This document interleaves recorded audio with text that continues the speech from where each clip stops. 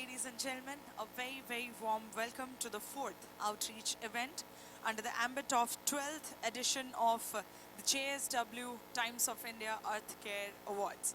A very, very warm welcome to each one of you. Thank you so much for having found time amidst your busy schedule and for having joined us for this wonderful day, for this wonderful event. May I kindly request all of you to please put your phones on silent so that we can begin the most awaited event.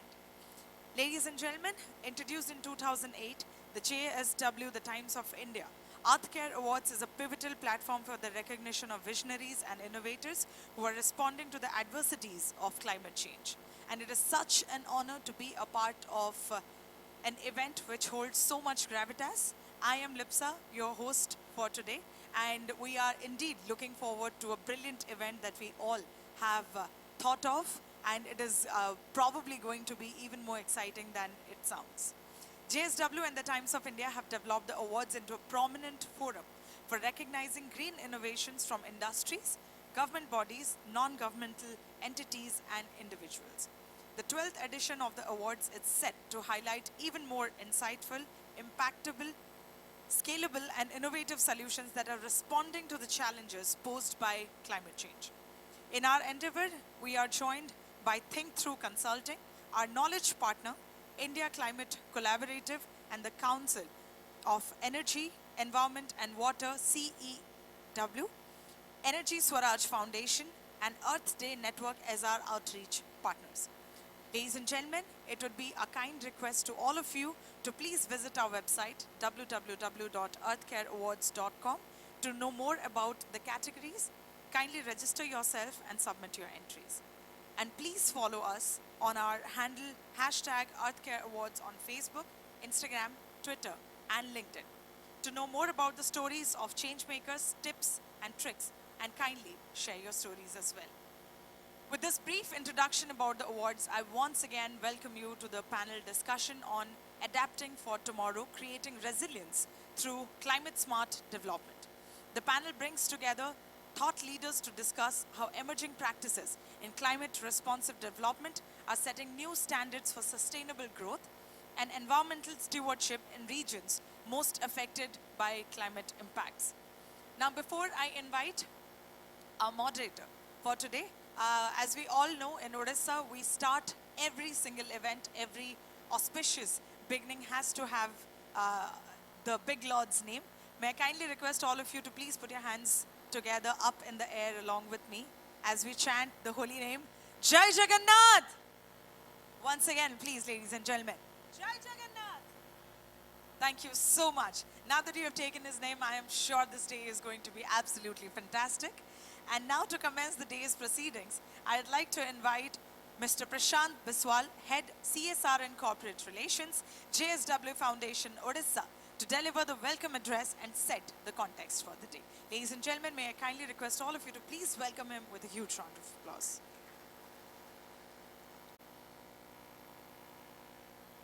Good morning, everyone. As the host started, Jai Jagannath, welcome to the land of Mahaprabhu Jagannath, those of you coming from outside Odisha. On behalf of the Earth Care Awards team, JSW and Times of India, TTC, I extend a hearty welcome to all our dignitaries, guests, speakers, panelists, partners. As you know, we move to the 12th edition of the Earth Care Awards, jointly being organized by JSW and Times of India. This is an event in Bhubaneswar, Odisha, and I think, who better than Odias understand the impact of climate change. We as a state keep facing, climate-related disasters almost every year in the form of cyclone, drought, flood, soil erosion, etc. So I think as an initiative, Earth Care Awards is there to recognize and appreciate the efforts by climate champions, from different strata of the society, individuals, organizations, institutions, to combat the impact of climate change. So I'll just take you through the presentation of Earthcare Awards, and we request all of you to spread the word, let everybody who is working in this space of mitigating climate change impact, apply for this awards, and we would be more than happy to facilitate any award applications in the coming days.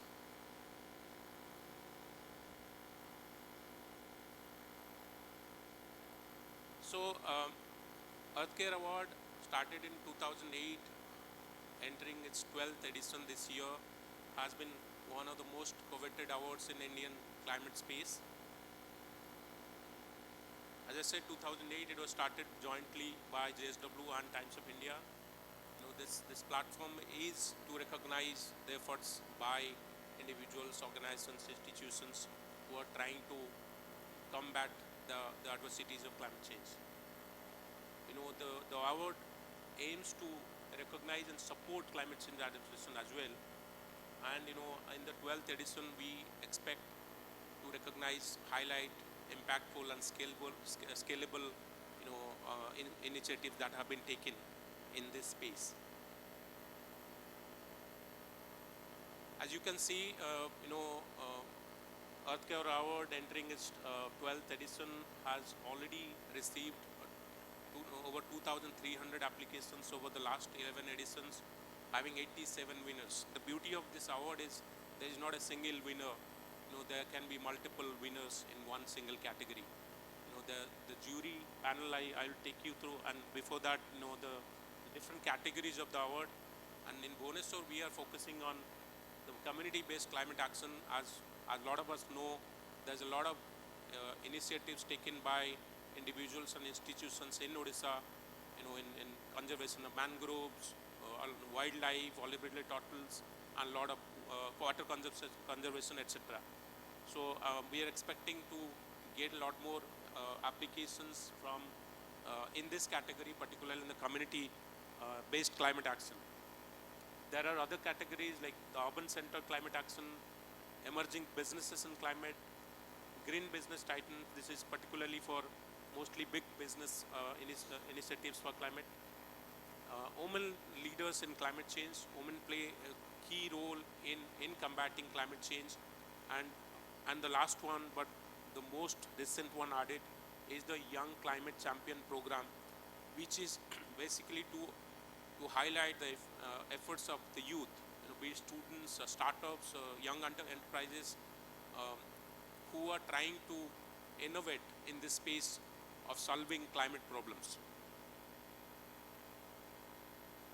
So as I said, this particular event we are organizing in Bhubaneswar. Of course, everybody is open to apply for other categories wherever they suitably fit in. But Odisha being having seen so much of climate-related disasters, there's a lot of community-based initiatives that have been taken in Odisha. Some are very well known, some are still working in the background. Very few people know about them. We keep reading sometimes about those initiatives, which are very inspiring. And we want to identify and reach out to those individuals and institutions who are the unsung heroes in combating the climate change impact. So this particular thematic area, there is a indicative list, but of course doesn't limit to this, biodiversity conservation, green energy, sustainable waste management, sustainable agriculture practices, and natural resource management. This is the, we're really blessed to have this eminent panel of jury led by Dr. Masalka, our partner, CEW's founder, Arnava Ghosh, Rajat Gupta, Sloka, and Priya, who comes from the space of investment. These are our knowledge partners. Of course, TTC being the leading partner, and we have the outreach partners like India Climate Collaborative, CEW, Energy Swaraj Foundation, and Earth Day. These are some of our past winners. As we proceed with this program, we will have one of our past winners, Gramika, share their experience as well. These are some of our social media handles where you can get more information about the award and apply. As mentioned, that right now 30th November 2024 is the last date for application for this particular edition. So the Young Climate Champion program, which was introduced early, has recognized some of these, very inspiring young climate champions like Nidhi Pant, who after she got the women-led climate action initiative, she also won the prestigious Earthshot prize in 2023, and Nikki Jha, who is again working on solution for keeping fruits and vegetable, fresh using AI. So, Young Climate Champion program, which is focusing on particularly the students and youth, be it ideators, innovators, or startups. With this program, we aim to reach out to colleges, institutions, academic institutions across 10 Indian states, where we want to encourage and identify ideas, youth with ideas who are going to be recognized as youth champions for climate action. So I would request all of you to also share this with anybody, any student or youth or any institution that you think are interested or working in the space of climate action. This particular initiative has been led by our partner Earth Day.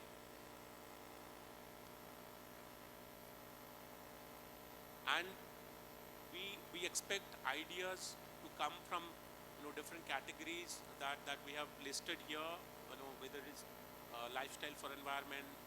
As we know, every single change, a simple change in our lifestyle also contributes to the fight against climate change. Like for example, using small plastic water bottles. I was in a wedding, ceremony, 11-day ceremony of somebody a couple of days back, and the number of plastic bottles, 200 ml plastic bottles, I saw dumped on the side because people are just drinking and throwing the bottles, despite the ban, was really, really concerning. And we still see the small changes that we all talk about, but very difficult for us to adopt it in our day-to-day life. So circular economy in waste management that everybody talks about, waste is becoming a bigger and bigger problem as urbanization grows, and there has to be an effort to use waste as wealth. So I personally know a lot of institutions who are working on waste to wealth, circular economy. So we'll encourage students and startups to also work on these ideas and apply for the award. Climate action and resilience, biodiversity conservation, sustainable urban development, and water conservation and management. These are some of those categories where we encourage startups and students to come up with the ideas. Of course, these ideas, as those who have a better chance to develop and get into the winning category, we as a team, we, on JSW and Times of India, we would encourage and work with these individuals and institutions to ensure that they are able to develop and execute those ideas. Again, as I conclude this presentation, the nominations are open until 30th November. I encourage and request all of you to spread the word, reach out to all of those champions, individuals or institutions who are putting their efforts to ensure there is solution to the climate change, to the impacts of climate change. With few more words, I will end this presentation. As we all of us just talk about impacts of climate change, till few years back we were talking about what. So this space was basically about highlighting the problems. But as we reach 2024, over the years that we have also seen as a country, as a globe, we have seen the impacts of pandemics like COVID-19, we see the rising temperature. City like Bhubaneswar touches 44, 45. This particular summer, that past summer we saw Bhubaneswar consistently, going above 40 degrees for almost 15 days, right? We are in almost November, but hardly we see winter. So this is the impact that we see on a daily basis in our day-to-day life. But what has changed is our approach to fight climate change. I see a lot of opportunities. Um, Instead of talking, we have now solvers who are we're trying to solve with technology innovation, with innovation in turning the opportunity problem into opportunity. So we have a very eminent group panel today who are going to talk about these things, solutions, particularly how we can turn this problem into a big opportunity for our country and planet. As a group, JSW, of course, is committed to having, no harm, achieve the goal of no harm by the year 2050. And as a group, JSW has been pioneering the cause of sustainability in the businesses that it works, whether it is mining, steel making. Recently, we have got into the space of electric vehicles in partnership with NG. As well as, JSW has been increasing its footprint in the renewable energy space as a group. So, as a group, as a responsible business group, JSW also is trying its best to ensure that we do business without any harm to the climate. Under the CSR arm of JSW Group, JSW Foundation, we are also working on a number of initiatives to ensure that the communities around us where we work are free from the adverse impact of climate change. Some interesting programs that we're working in Odisha are one program that I can talk about is the impact of human and animal conflict. That a lot of us are reading about it every day in the newspaper. Elephant and human conflict, be it death of elephants on the railway tracks or highways, or by different regions. And the similar is the impact of elephants getting into habitations. So we under the JSW Foundation are trying to implement a program in the mining belt of Odisha, where we're trying to mitigate or manage, rather not mitigate, rather manage how human and elephants can co-live without harming each other. We are working on climate resilient agriculture practices around our communities and sustainable water management. As we know, in the mining areas particularly, water scarcity grows during the summer, and we're trying to see how best we can manage the naturally available water that we have in that area. So with this, I would end this presentation, and again thanking all of you to be here today with us, and also request you to spread the word about Earth Care Awards and ensure that every deserving climate champion is aware about this word, and we get a chance to recognize their work and felicitate them through Earth Care Awards. Thank you so much. Have a good day. Thank you so much, sir. That was indeed very, very impactful. Thank you so much for being so vivid with the presentation. And we indeed love the terms that are coined for our climate warriors, that is climate champions, eco guardians. We all know and we all talk about, we have deeply felt the change that is being brought about in the climate, the weather, and the conditions that Earth has been going through. And like Sir rightly said in the beginning of his address, the only thing consistent with Odisha so far has been the cyclones that we are hit by. Apart from that, everything else is a roller coaster ride. As we talk, the news of a piece of Saudi Arabian desert being hit by snowfall is also doing rounds. So as a child, I studied in school that a desert is probably the place where it is impossible, to snow at. But things are changing. Everything that I read now probably seems false. And I'm sure that is the case with all of us present in the hall today. So that is what we are talking about. That is what we are talking about, to save, to fight, and bring about changes that stays longer and for the better of the humankind.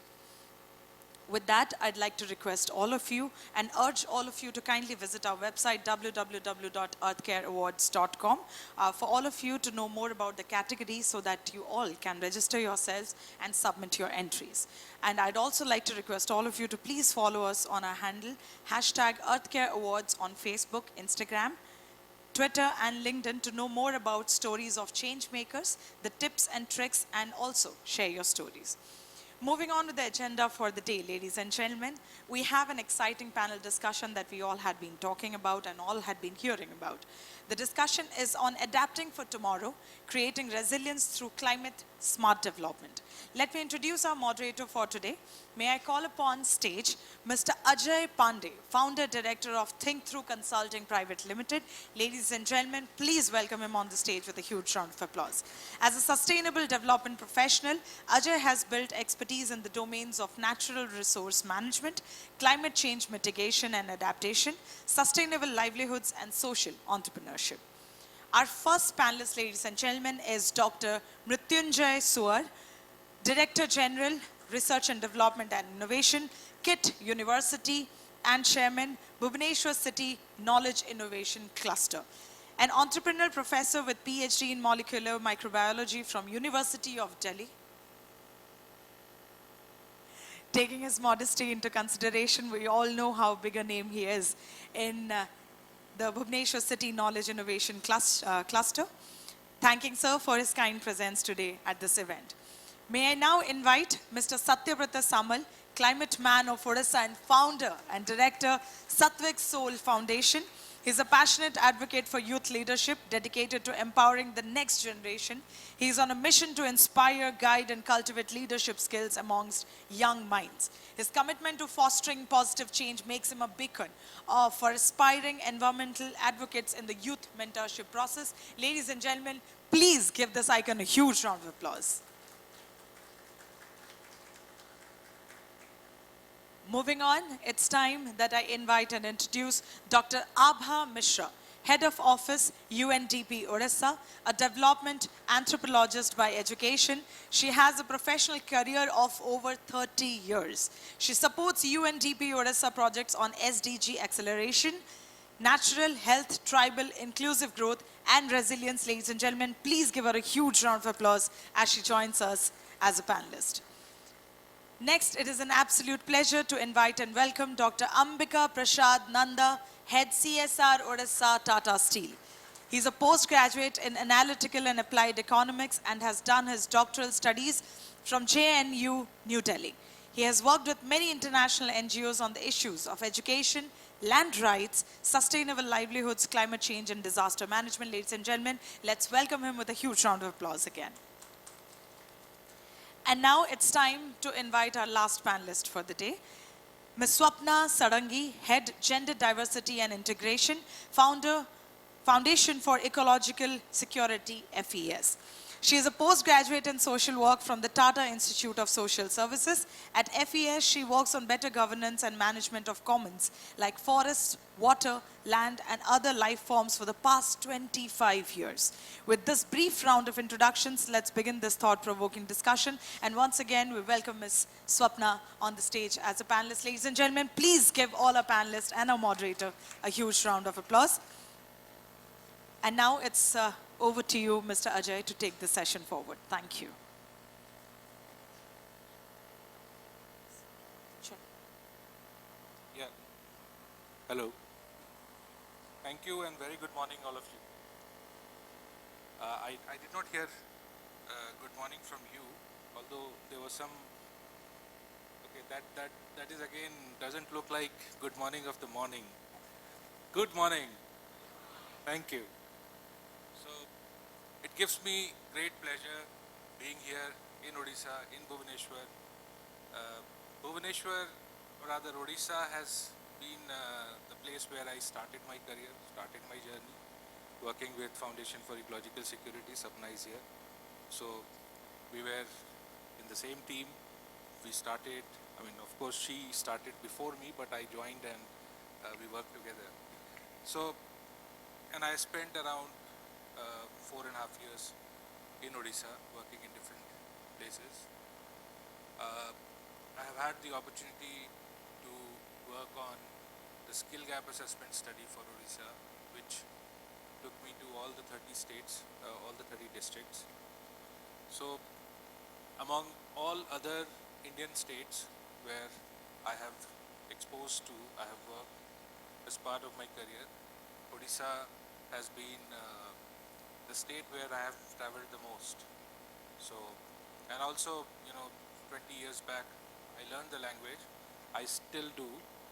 Can't speak much because I'm out of practice, but I can understand.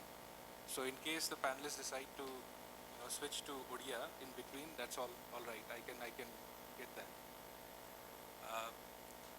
Good to see this room filled with all of you.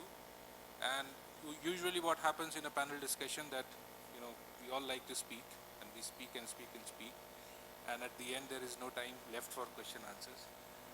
I want to correct that, and this has happened with my panel discussions as well. So what I will do, and what I will request you is to write down your questions on each of the table. You might have a notepad, a pencil. Write down the questions. Maybe someone from the volunteers here can collect those chits and pass it on to me, so that I will try and ask those questions on your behalf. And please write your name so that I can even call upon and ask you to ask those questions. So we may not have to wait till the end for those questions to be asked. This Earth Care Award, which was started in 2008 by JSW Times of India, and we are in the 12th edition, and Prashant gave a good round of introduction, spoke about the award in detail. As Think Through Consulting, we are the knowledge partners, and we have been part of this award since last year, which is 11th year, and now in the 12th year.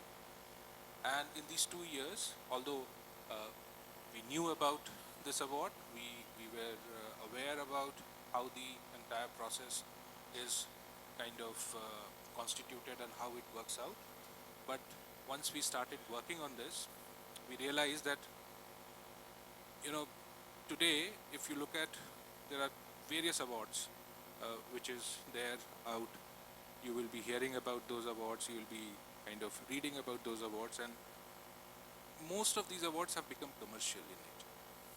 When I say commercial in nature, you can pay and get an award, and many people are doing it. And I'm not saying this is right or wrong, but the spirit of an award is not getting an award.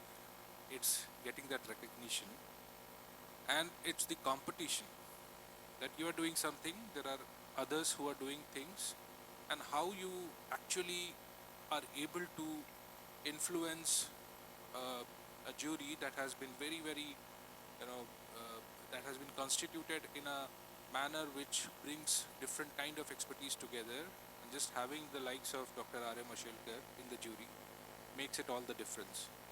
Last year, we had received around 900 applications. Out of those 900 applications, the total list of awardees were around 11.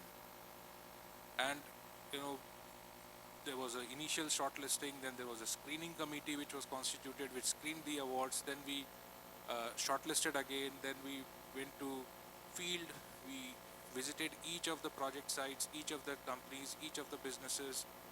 The dockets were prepared, the jury interviewed and discussed with each of the potential awardees. There was scoring that was done. All of it was recorded, all of it was transparent, and then the final list of awardees was announced. And what we are doing here in Bhubaneswar is the road to the award. This is an outreach event, and when we say outreach event, we mean that we are here to at least let each one of you know about these awards. We are here to discuss issues which are relevant to our Mother Earth today, and how we can, or what we are doing, because all of the esteemed panelists who are here on the dais and also in the audience here are all practitioners, have all contributed in this particular area. So we'll hear from them. But spread the word, as Prashant said, because everyone who is doing something should actually, come out and showcase. This particular award also has international significance. There are a lot of awardees who were initially won the Earthcare Award, went international and got and received some very, very prestigious international awards. They were recognized. So this recognition does matter. So I call upon all of you to please, your individual organizations as well as the organizations that you can spread the word. Please do that. This is the fifth outreach event in the series of the events that we were doing this year. We started from Indore, this is the fourth one. Sorry. We started from Indore. Indore, we focused on Indore is a city that has really showcased urban resilience, urban transformation, their model of sanitation and water management. So we focused on the urban resilience to climate change and how Indore is setting an example.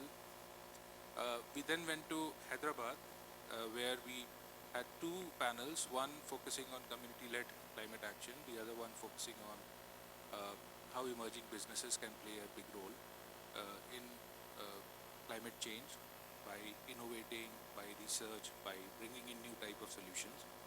Then we went to Bangalore, and in Bangalore we again focused on emerging businesses, we focused on innovations, we focused on technology, we focused on how innovations need to be funded. We focused on venture capital, how venture capitalists are putting in money for climate related endeavor. And now we are here in Bhubaneswar. There will be one more outreach event planned after this, either in Mumbai or in Delhi.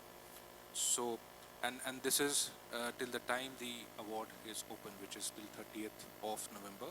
You can apply for this award. So, just wanted to, give the information right in the beginning. As we all know, climate change, 20 years back, we used to say climate change is somewhere there on the horizon.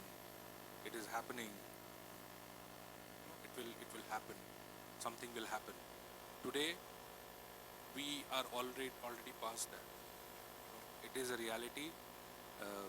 Our MC just mentioned about Saudi Arabia. We heard about, 10 years back, we heard about floods in the desert.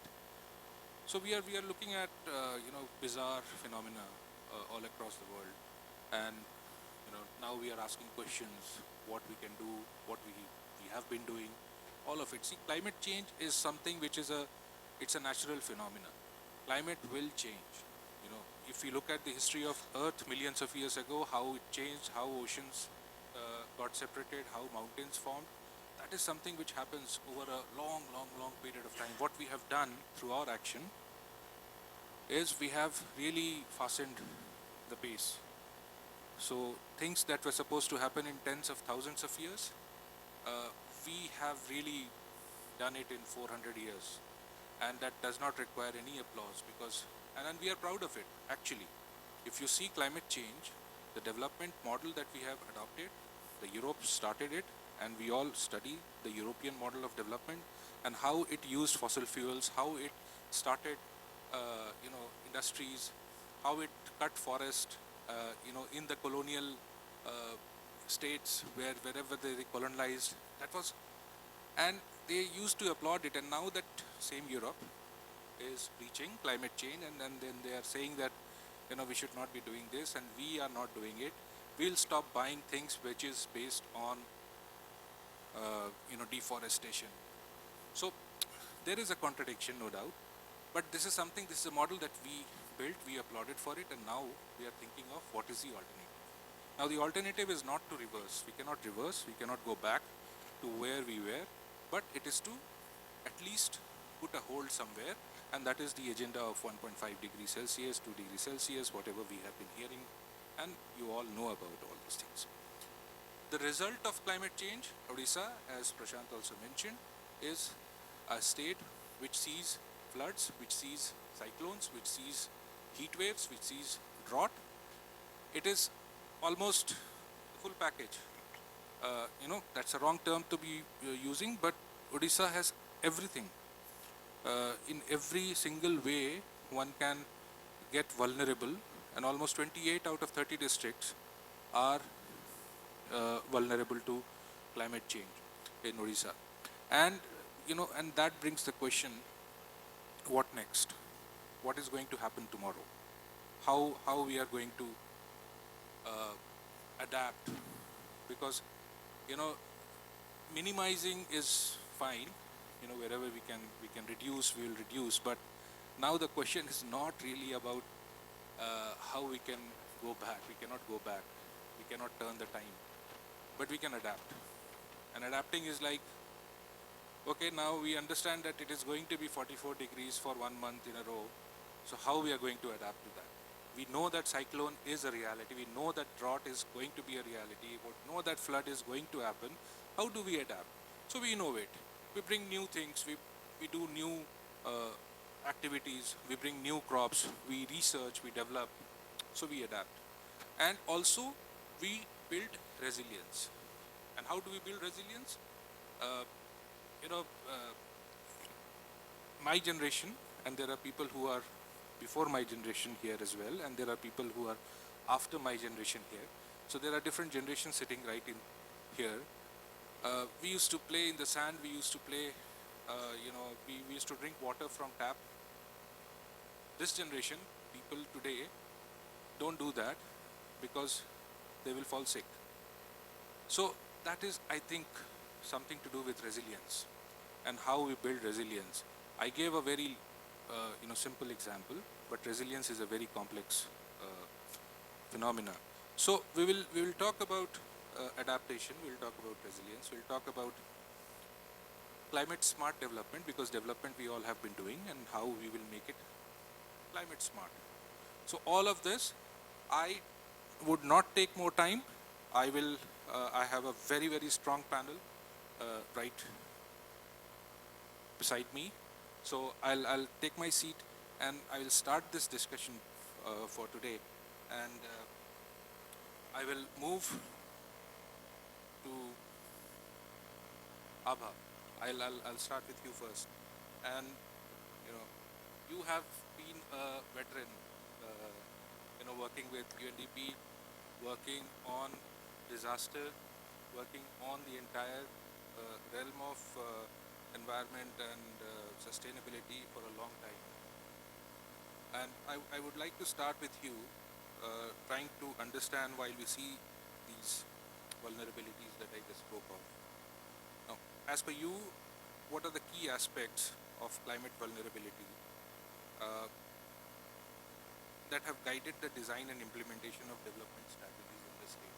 So when you look at the state, and I know there is a new government that has taken over after a long, so there was a long period of governance, which was a certain type of governance, and now there is a change.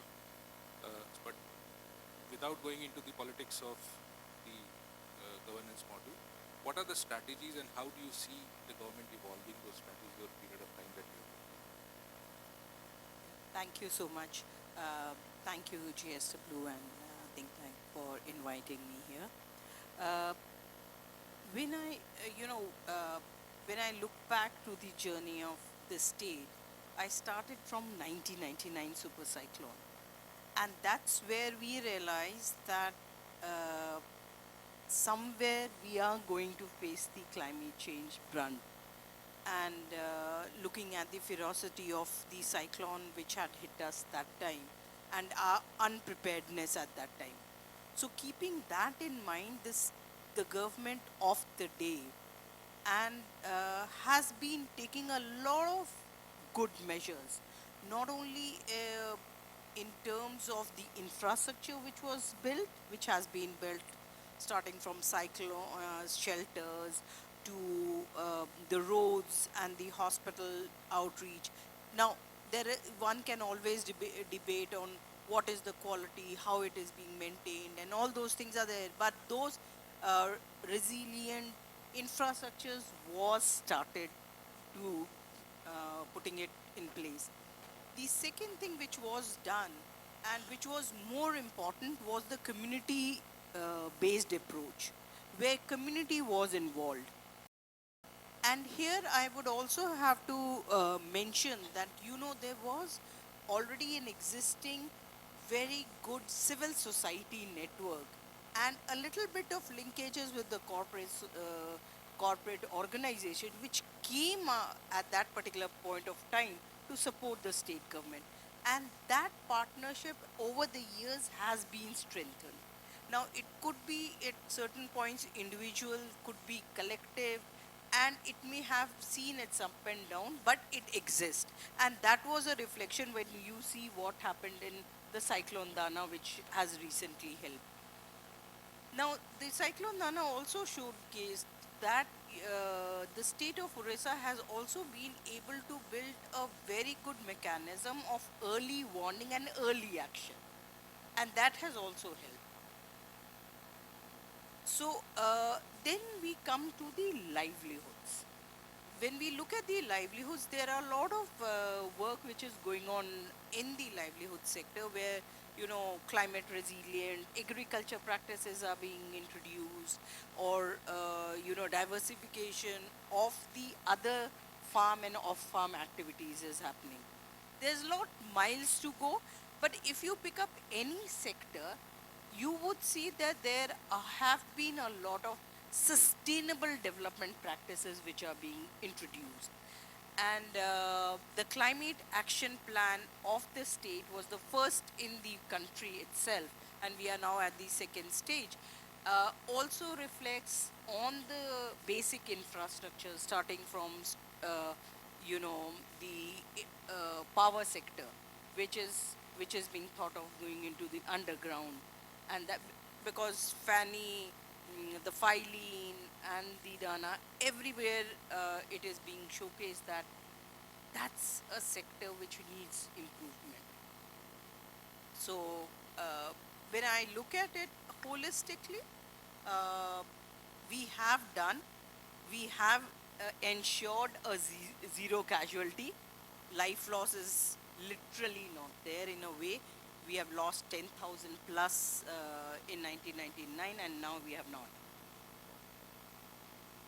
It's livestock, live and Uh, livestock. Livestock, yes. This Dana has now showcased there is some earlier till Feni, it was literally uh, livestock was not taken into account, but this time livestock has been taken into account. Uh, Even the infrastructure which is being built for the livestock, they are introducing an element of risk management and specifically how to design the infrastructure. But as we know that there is still long way to go, because it also means more investment, how much the community would invest, how much the government or the private sector would like to invest, and do we want, the economics always come into being.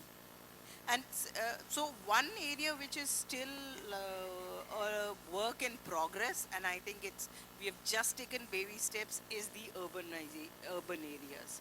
In urban areas, we haven't really worked. The rural areas still have a better, sustainable development. Right. Thank you, Abha, for this is a quick kind of an assessment of. Of course, there is a lot more. I just wanted to go to Swapna because I'm aware that when you talk about climate balanced or climate smart, FES was working and NTGCF started working in late 80s, looking at wasteland development and the model that tree growers cooperative can be formed, and that evolved in ecological restoration initiatives. How do you, but recently when we read all the policies or strategies on climate change, one thing which we see is we talk about resilience, but do we really talk about resilience from a livelihood lens? There has always been this classic environmentalist versus. So, how do you see that mindset changing over the period of time, Sapna? Yeah. My job has been made little easy with Ajay being in the host panel because he is also a co-traveler in this whole process. But thanks to Athkia team for inviting us to this panel. Like Ava said, Odisha has also been a very favorite child of climate vagaries. But also let's realize Odisha also has been a very, very inspiring state when it comes to community action on resilience and building a very, very strong action point at the community level to deal with this kind of climate disasters that we have been facing. More than 32,000 villages in and around forest know how to conserve it. They have been involved in conserving and restoring the forest. The way, I think, way forward is to the model that needs to be established now is to ensure that they get the rights over these resources so that they manage it more efficiently.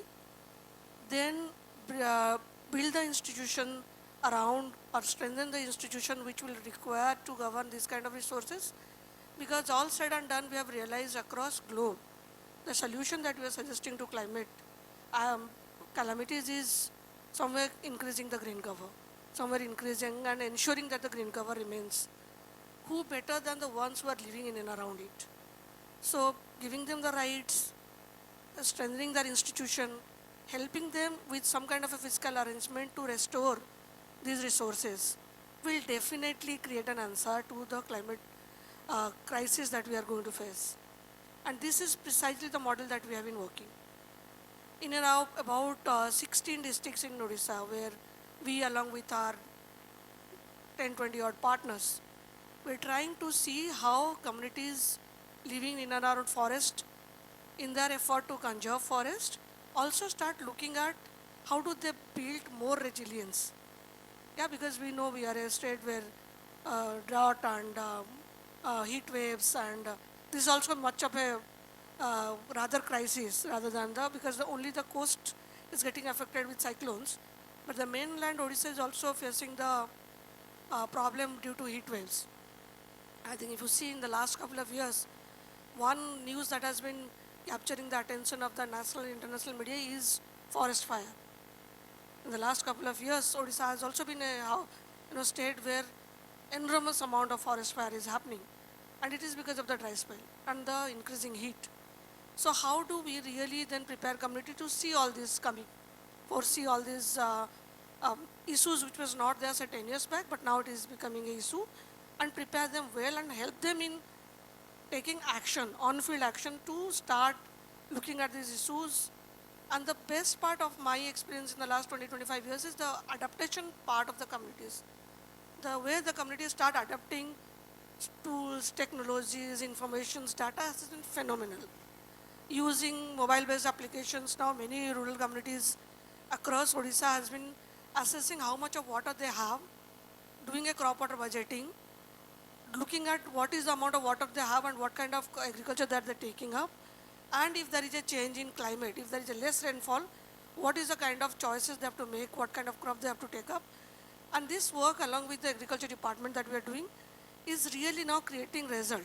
More than 8,000 villages has prepared their crop water budget, and now the government is adopting it. We are going to take it to a whole state of Odisha where every village will know how much of water they have with the plus and minus of if there is a less rainfall, what is the amount of water they will have. With the more rainfall, what is the amount of rain they will have, water they will have as a surplus, and then prepare a plan to look at what kind of crop they will take up. So starting from rainwater harvesting to forest conservation to looking at also the forest beyond their own requirement. It's not just the people that they are concerned. They're also looking at wildlife, they're also looking at livestock. So all the living forms that they are taking care of. So these initiatives of the rural communities in Odisha, I think is going to become a example for the whole country and the world eventually, that if you have to deal with climate, with the previous government starting with the Mo Jangal Jami Yojana, where they were also giving the legal ownership of these resources to the local communities, I think that's the way forward. Give them the right, help them build and strengthen their institutions, make some fiscal arrangement with more MGNREGS or DMF or Campa fund to restore these resources. You have the perfect solution. I'll stop there. Thank you, Sapna. I'm wow. And just a reminder that please note down your questions, and you can hand it over to someone so the questions can reach me here, just in case we don't get time for question answer session at the end. So, Dr. Swar, I'll you have been working on R&D, innovation, and innovation. So one thing that we see, and there is one category which is emerging businesses. Now, the whole idea of emerging businesses is these are, most of them are youth led. They are looking at problems through a different lens than perhaps what the traditional uh, business would look at, and they are able to bring up with innovative ideas.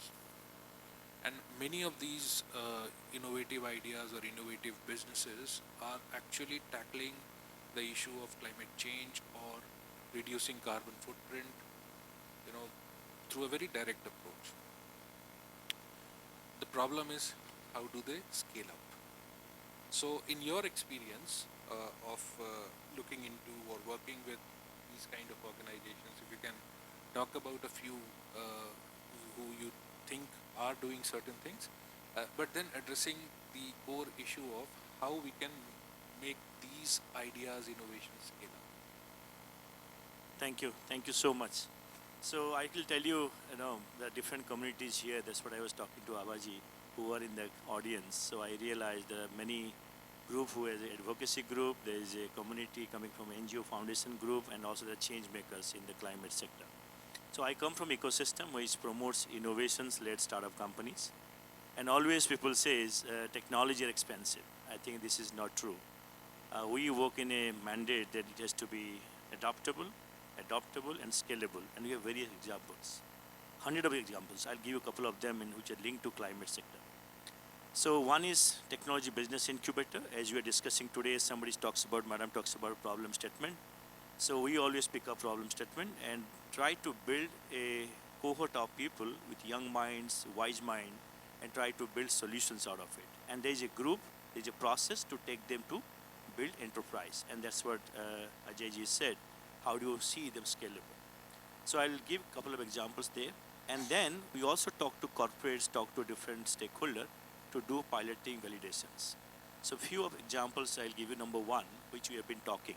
So I like this kind of conversation, but at the end, I always believe in action plans. So I'll give you all those actions which we have done, which is bringing impact. Number one, which is a very primitive stage, but it's going to very game changer. You all seen Chilika Lake, brackish water Chilika Lake. Everybody talks about the same hotel. I've attended meetings since last 14 years probably to talk about it. Everybody talks about it. Now there's a weed species called phragmites, we call nullbun. And nullbun is now expanding in various places because of, again, you can say pollutions, organic load, discharge, everything happening there. Now, how do you bring a solutions there? So there is people talking about it. There is a group advocacy, and then I'll not get into those things.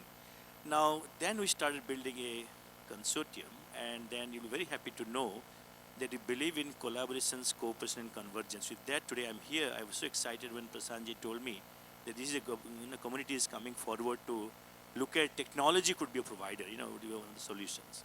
So just imagine there is a group which is built now, converting phragmites into paper, into particle boards, and zero waste.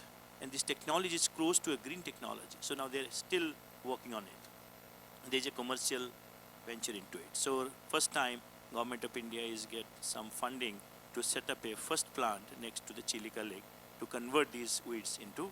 But there are a lot of regulatory compliance. So you have to go to many people from Pollution Control Board to, and that's what we do.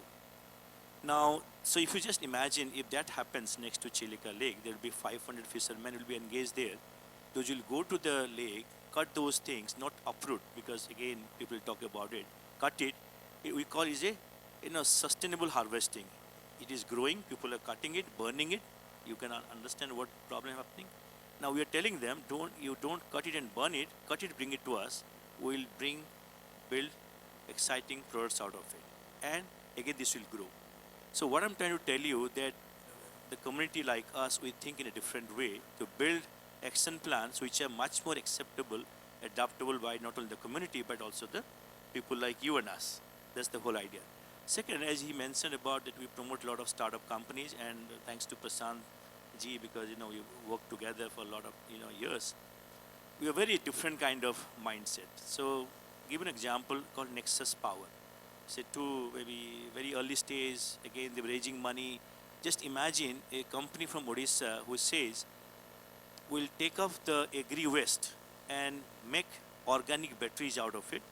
You make batteries, when the battery gets discharged or is gone wrong, you open the whole content and throw everything to the soil, it's a fertilizer. Now just imagine two girls thinking a different level where it says crop residues to make batteries. These are going to contribute to what we're discussing today. The second example, all of you know we produce a lot of rice and also produce rice husk, rice stubble, and people are burning those stubble. That's the problem in wheat one in Haryana and Delhi, Punjab side. Now we brought one company called Pro Biochem, a process engineer who says we discussed, it took a lot of time, funded them, trying to build. Now the next pilot is happening. That out of rice stubble and the husk is making 3 different products, zero waste. And these are green technology, microcrystalline cellulose, other kind of fertilizers. So you don't burn it. You don't use it just to burn, cook, things. You can also convert them into interesting thing without putting much into carbon footprint. These all contributes to your climate problem statements. So what I'm trying to tell you, these are different things we have been doing. And now what we have just said, how we can position ourselves in Odisha, something great. So as I said, we are always in action. The next 23rd, 24th, you'll be seeing one of the biggest platform we are creating called Blue Economy Hub. How Odisha can be positioned in terms of blue economy, 480 kilometers of coastline, everybody talks about it, but then how can you use it to build the blue economy, which is now coming up. So in 23rd, 24th of January, we are creating a Mission 50 Blue Economy startup, all into blue economy sector. So it has to be a strategy, it has to be collaborations, it has to be, that's what we do. We bring people, we try to help them to create solutions. You'll realize after 3 to 4 years, at least 5,000 coastal community will be engaged with this blue economy concept. We are bringing 11 countries, World Bank, UN, for a purpose, not for a meeting. That's very honest. I am very blunt in those things. Because every hour is important for us. We have been running so slow, we cannot further effort to run again slow. So you have to believe in actions. I'm very happy all of you have come here, not to listen, just to think differently, so that we can come together and build a convergence model. So in nutshell, bring us problem statements. We don't need any money from you. We might bring solutions for you. The last thing is a big company, I'll not name them. They produce 90 million ton of fly ash. They came to us, can you bring a solution for us, not to make fly ash bricks. It's not environment friendly. Imagine it is throwing a lot of things. Can you bring some other technology to manage the soul line? So you're bringing a technology from somewhere, I'll not disclose everything, but to create a, self-healing concrete technology for the soul line management. 70% cement will be replaced with fly ash with a new technology. So what I'm trying to tell you, technology is not expensive. That's what we make it expensive. So I am offering here to all the community here, every one of you, bring problem statements, we might bring solutions which are affordable, adaptable and scalable. With this note, I thank JSW, I thank Times of India for inviting me to such kind of platform. Thank you so much. Thank you, Dr. Swar. I'll move to Satyabrat. and you you you are known as climate man of Odisha. I would really want you to speak about it, but uh, more importantly, how do you influence the youth? Because this is good. This is like using or utilizing the social media. I was scrolling down on Facebook, and for this particular panel, mostly the comments were directed towards you. So obviously you are quite popular on social media. So and you are an engineer by profession. So how that change happened? But if you want to promote behavioral change, we have been looking at this in behavioral change for climate responsive development. See, climate change is not just government and industry. Climate change is an individual problem, right? We can't live without air conditioning. We can't live without refrigerator. This has become a necessity for all of us, and every single thing is contributing towards climate change. So there are these awareness on saving energy, on recycling, on circular economy, and all that. How do you create this behavior change among the young population, and how that young population will start influencing the other set of population? Thank you, sir. So, it's like good morning and good afternoon to all. So, I'm here to represent all the youths here, so that because I'm here with all panelists who are my great guides, and I want to tell that for social media and hard work, I'm here. It's like uh, 2021, we have one like article in Times of India that youths motivating for blogging.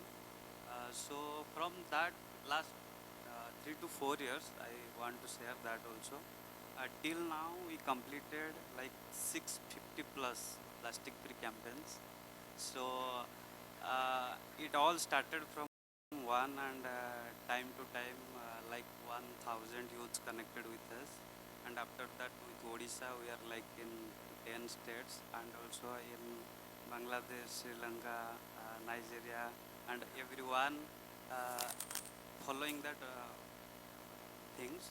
So thing is from freshers to experienced person who are we all are in this social media, and with our scrolling we are seeing everything. So every time we are using lots of hashtags, and wants to share you all also climate man. I never write anywhere my social media that I am climate man, because you all are climate man and climate woman, and everywhere we are motivating youths so that they can get good fellowships, they can motivate, and with career how they can connect, because nothing all that climate connected to projects, research. We have to do some sustainable works, baby steps, so that day to day next generation can motivated, because next generation connected with all that youths, and what we learn from all the guides. So time to time, every day, what we are doing, we put in WhatsApps, and every day, and also social media like Instagram, LinkedIn, and every time we motivate youths that you should open a LinkedIn and social media, and every time we are following, because who are here from last 2 years, we are only seeing their profile picture. Who is he? When we'll meet them. So every time, whatever JSW and Types of India inviting here, so that today also there is lots of youth motivated, and there is lots of people there messaging us. We didn't see Mayfair also, but this is the platform where we can go there and listening from researchers, because we connected with all the grassroots teammates. Maybe his 10th fell or he's one researcher. Whenever anyone asks me, we want to join your team, after that message we are telling, yeah, sure, you can, please take my number. And we are motivating youths for tomorrow leader. so that time to time everyone can parallelly do groundworks and do climate work with their job and research, so that next generation can motivated. And also want to tell here who are the elders, they are also tell them to motivate their sons, daughter to work something for their climate. So this is the things. And main thing what we are doing plogging, we are the biggest plastic free community in eastern zone. uh, just want to change behavioral change. And we are among 1000 youths who are now, whenever we are bringing any single use plastics, we keep that in our pocket. And also trying to use steel things and all this. So, sir, this is last thing want to share. Uh, what we are doing, if we'll put in social media, it can spread 10x faster. So, time to time, we connected with all the youths in India, and we are also discussing what we can do. By profession, I am one system robotics engineer. 4 years before, I didn't know about what is the SDG goals also, but now learning, discussing, that's only for social media. Thank you, sir. Good.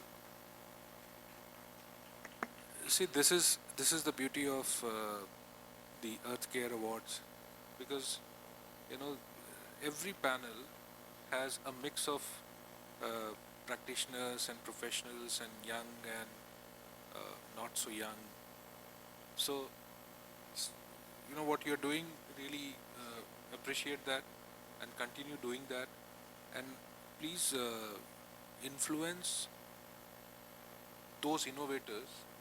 And this is a request for you also, sir, that see if we can apply, talk more about what you're doing, so that we can, scaling up needs to happen. One is the finance, but even other than finance, one should at least get the eyes and ears of some of the prominent jury members and screening committee members.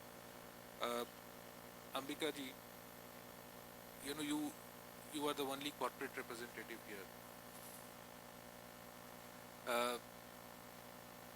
I was planning to ask you the question on how uh, the learnings that you would have in disaster management from Odisha and all that, how you can take it forward. But I'm not going to ask that. Instead of that, there is something which I have been thinking about a lot, and which is around how do we transition.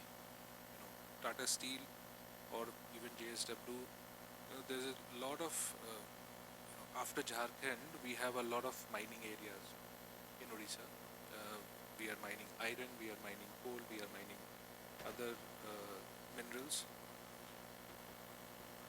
There is a greater push towards transitioning to more renewable source of energy, and therefore move away from fossil fuel based energy sources, and that would have an impact on mining businesses. Uh, your experience of working with the communities, how do you see this transition happening over a period of time, you know, and what would be the top 2 to 3 major areas when we talk about resilience? Because we are talking about adapting for tomorrow, so this is going to happen tomorrow. But how do we build resilience? What are the top 2 3 areas where the resilience need to be built? So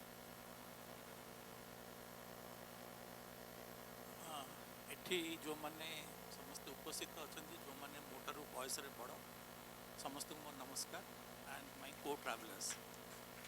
And fortunately, I also have one of my teachers sitting over here.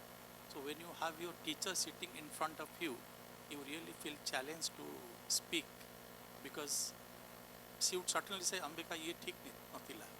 So ma'am, forgive me if I say something inappropriate.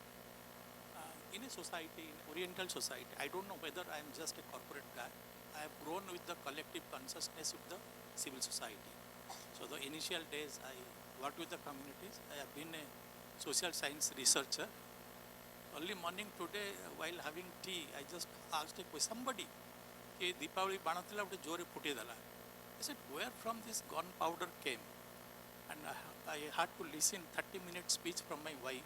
The entire gunpowder ship, how it came, Nadar brother started in Sipkasi, the entire story, and the climate change discussion started early morning 4 o'clock. So when I came here and listened to all of you, I think there is hardly anything left to talk about. And when I see all serious faces, I really feel challenged. What to speak? ଟିକେ ହସିବା ଏବଂ କଥା ହେବା. That would actually solve the problem. If you become very serious, probably you would not find answers to that.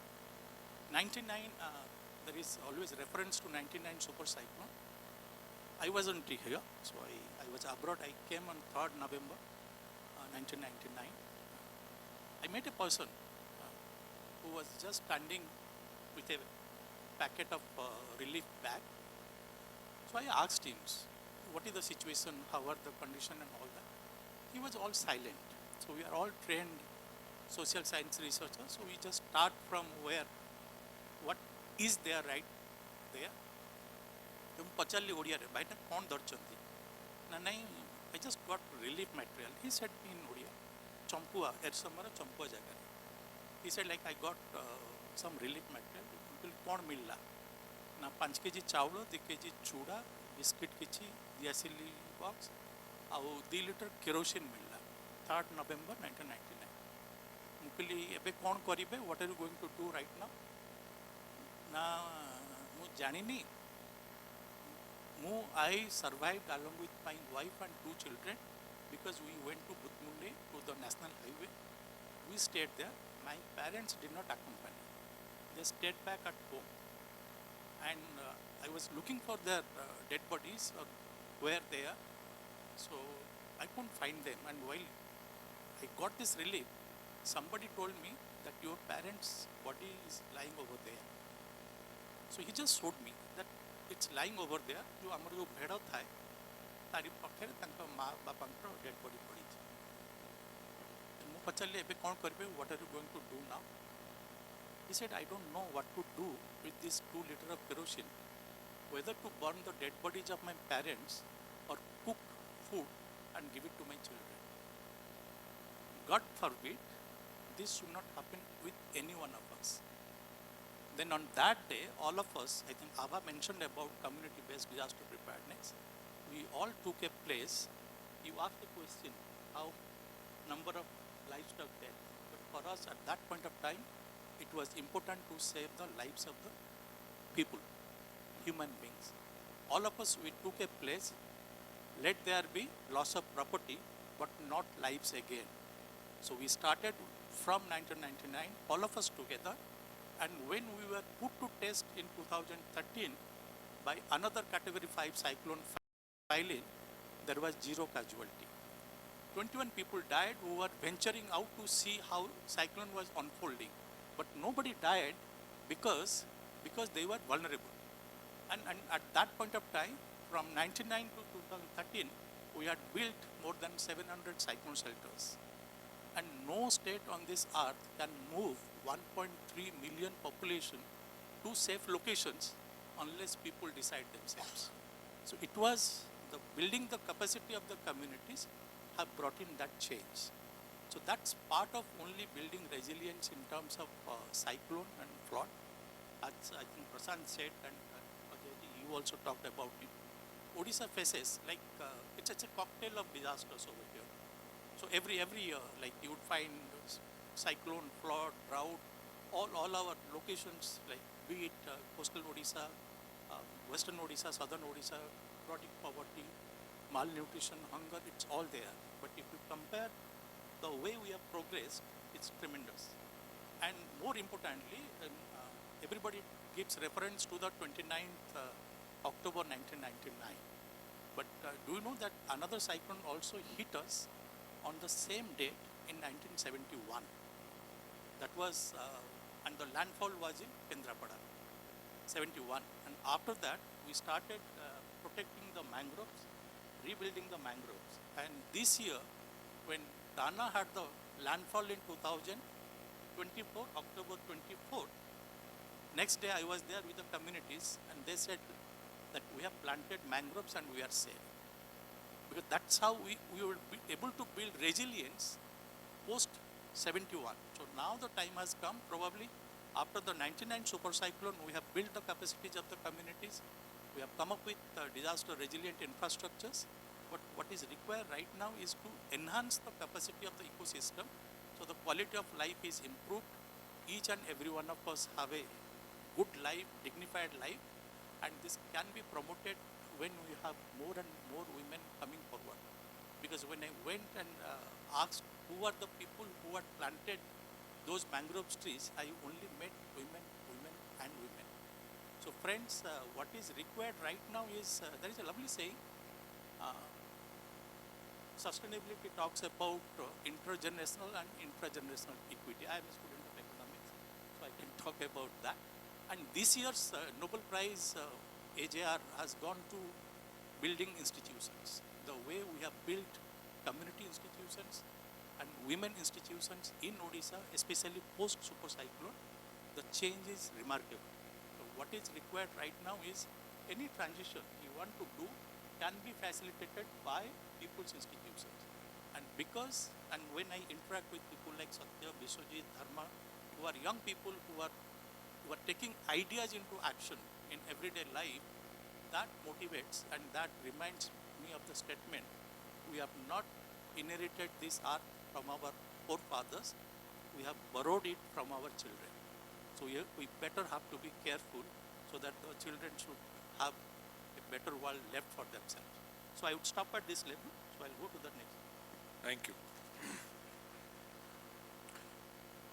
That was well spoken, and the memory of 99, although I was not in Odisha, but 99 and then the tsunami. So these are two events that changed the development sector landscape in this country at least, and how we started looking at disaster resilience. There are some questions from the audience, and I'm going to read those questions, and we can take more questions after this audience. Professor Sahdev Malik, ji, I'll just read your question, sir. Your question is: climate change, global warming, big challenges, threats to the globe. Is it man-made or natural process? Does it not come under artificial intelligence, adoption, implementation, and regulation? That's his question. There is one other question on. All three questions are around technology only. So there is a question on how can emerging technologies such as AI and IoT can be integrated into climate smart development initiatives to build resilience.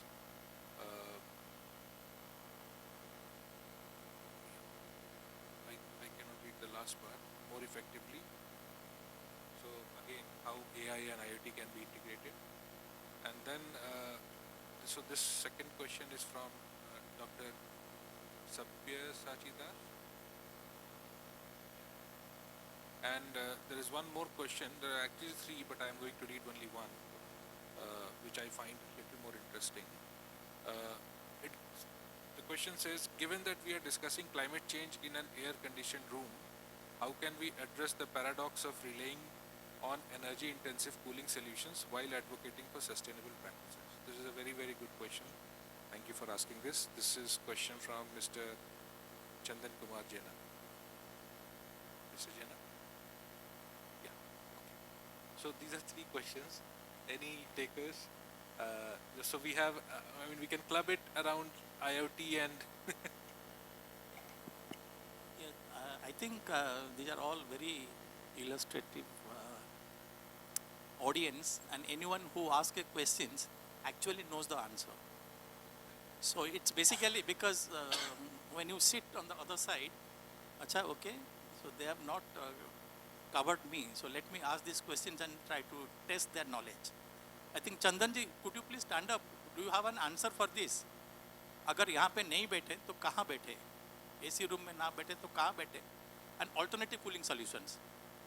Can Chandan, can someone give a mic Mic? to Chandan? मैं चला जाता हूँ, मैं चला जाता हूँ. I will go to you. You will have the answer. So I think all these three questions, we'll go to them and find answers from them. चंदन आगे आ जाओ थोड़ा, आगे होगा sir. Let's break this. Thanks for this opportunity. Actually, I may not be right in my point. That's why I asked the question to know on the specialist and the excellent. In my point of view, there are more cooling system by water resources. Like ID fan or FD fan, the induction motors are there. We can use water cooling system, not the cooling system air pollution where the nitrogen gas elimination is there. We can use like refrigerators, like old time. You can put it at art mod. From mod, we can make small types of refrigerators where there's no use of nothing. Only the pot is there, and we have to cover it at a means wet or dry cloths. It can like work like a refrigerator. So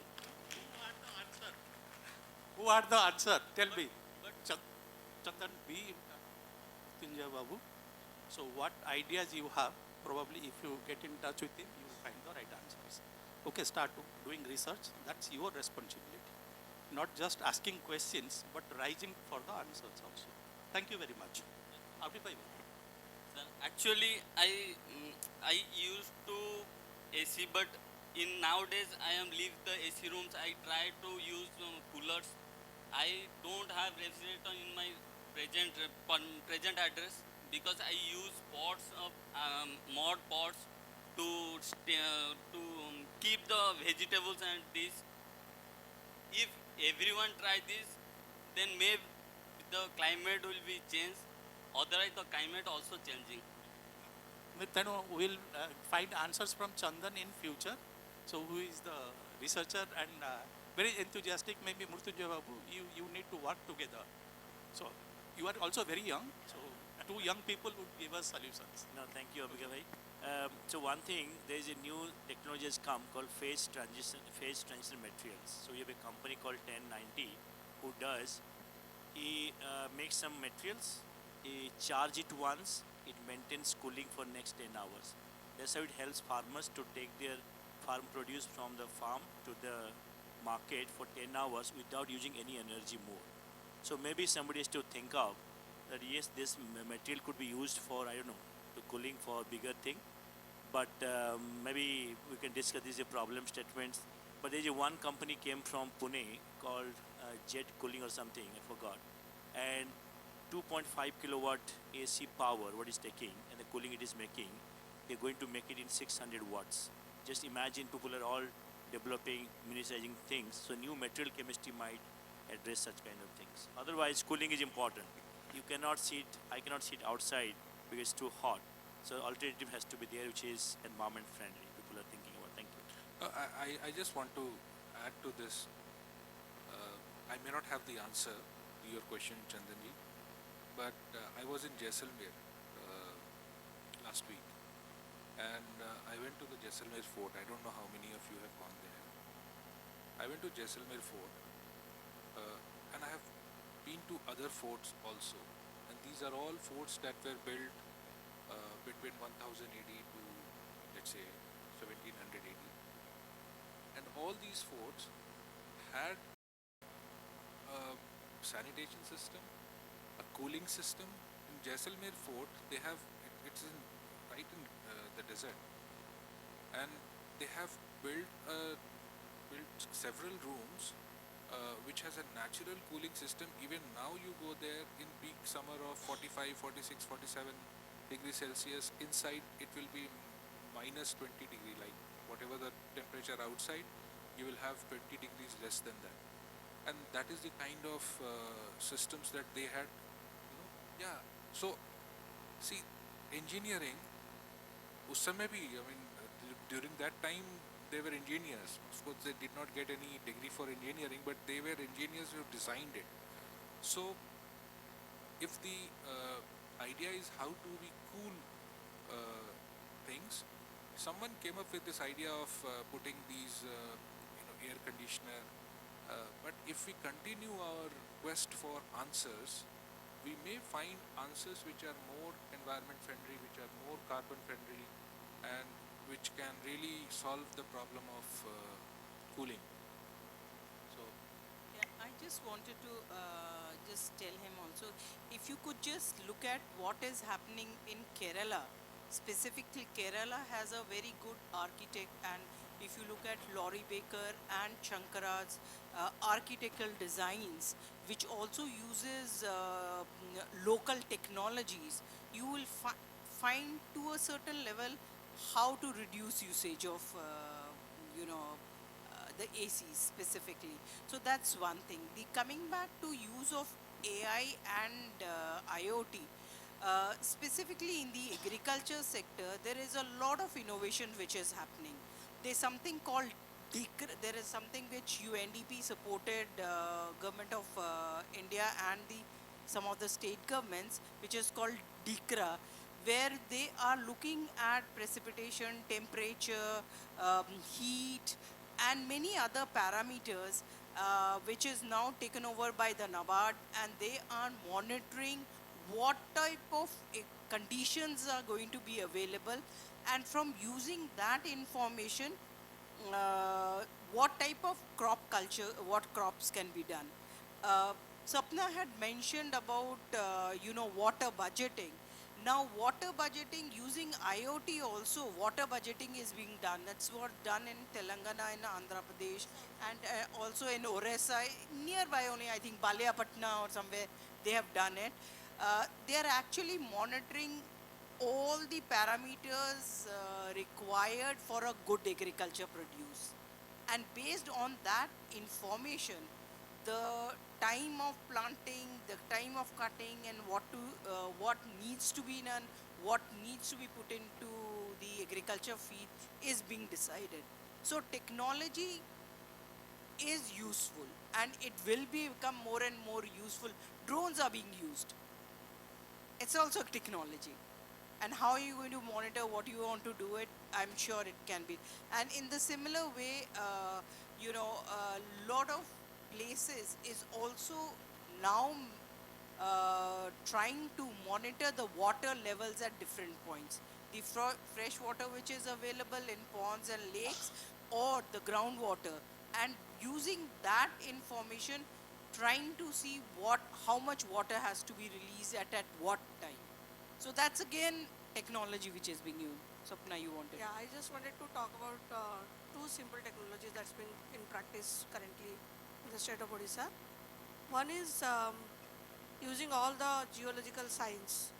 A very simple technological tools, GIS-based application has been developed, whereby each community would know where to dig a pond. Because everywhere you can't dig a pond and store water, because the land's capability is also different. So how do you understand what is the land's capable, whether it is capable of holding water or not, can be decided, and that tool has been extensively used in the state, which is called CLAD. And this crop water budgeting tool has been tested in 8,000 villages. Community people who are just about literate has been using that tool and deciding the fate of agriculture.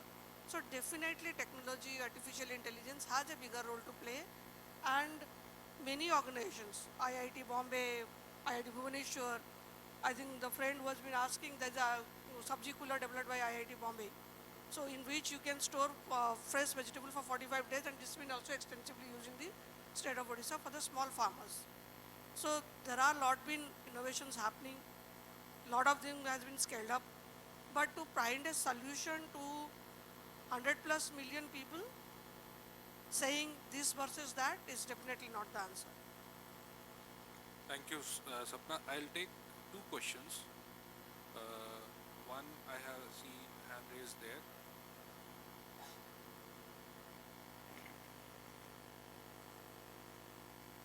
Yeah. So one is there and the other one is, ma'am. Yes. Do you have a mic? Yeah.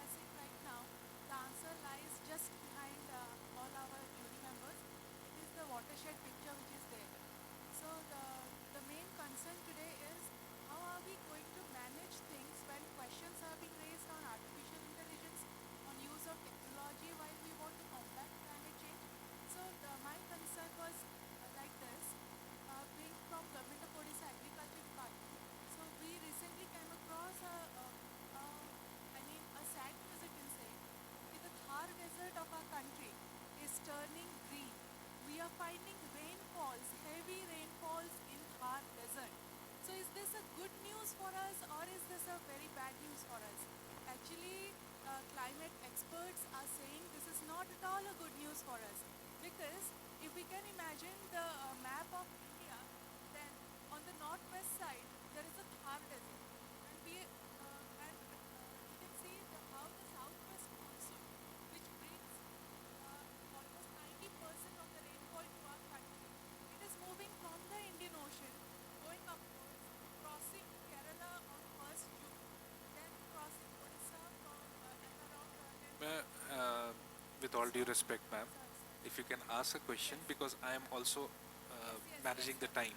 Yes, Yeah. sir. So I'll straight away go to the question that whenever any government organization or say private organization, we are trying to go for afforestation or take any initiative on climate resilient technology, we are planting wherever we are finding a patch of land. So when Britishers planted this Prosopis juliflora hundreds of years ago in Thar Desert, it has led to decrease in the southwest monsoon because it affects the air So, pressure. ma'am, question. Therefore, the question is, so how do we plan? How do we plan to combat this climate change, and how do we ensure that whatever steps we are taking, it is correct? It is not going to affect the future Okay. of. So how do we strategize our steps so that okay, your question is taken. Can I have a question from ma'am there, and then that's the final question, and then we can answer both.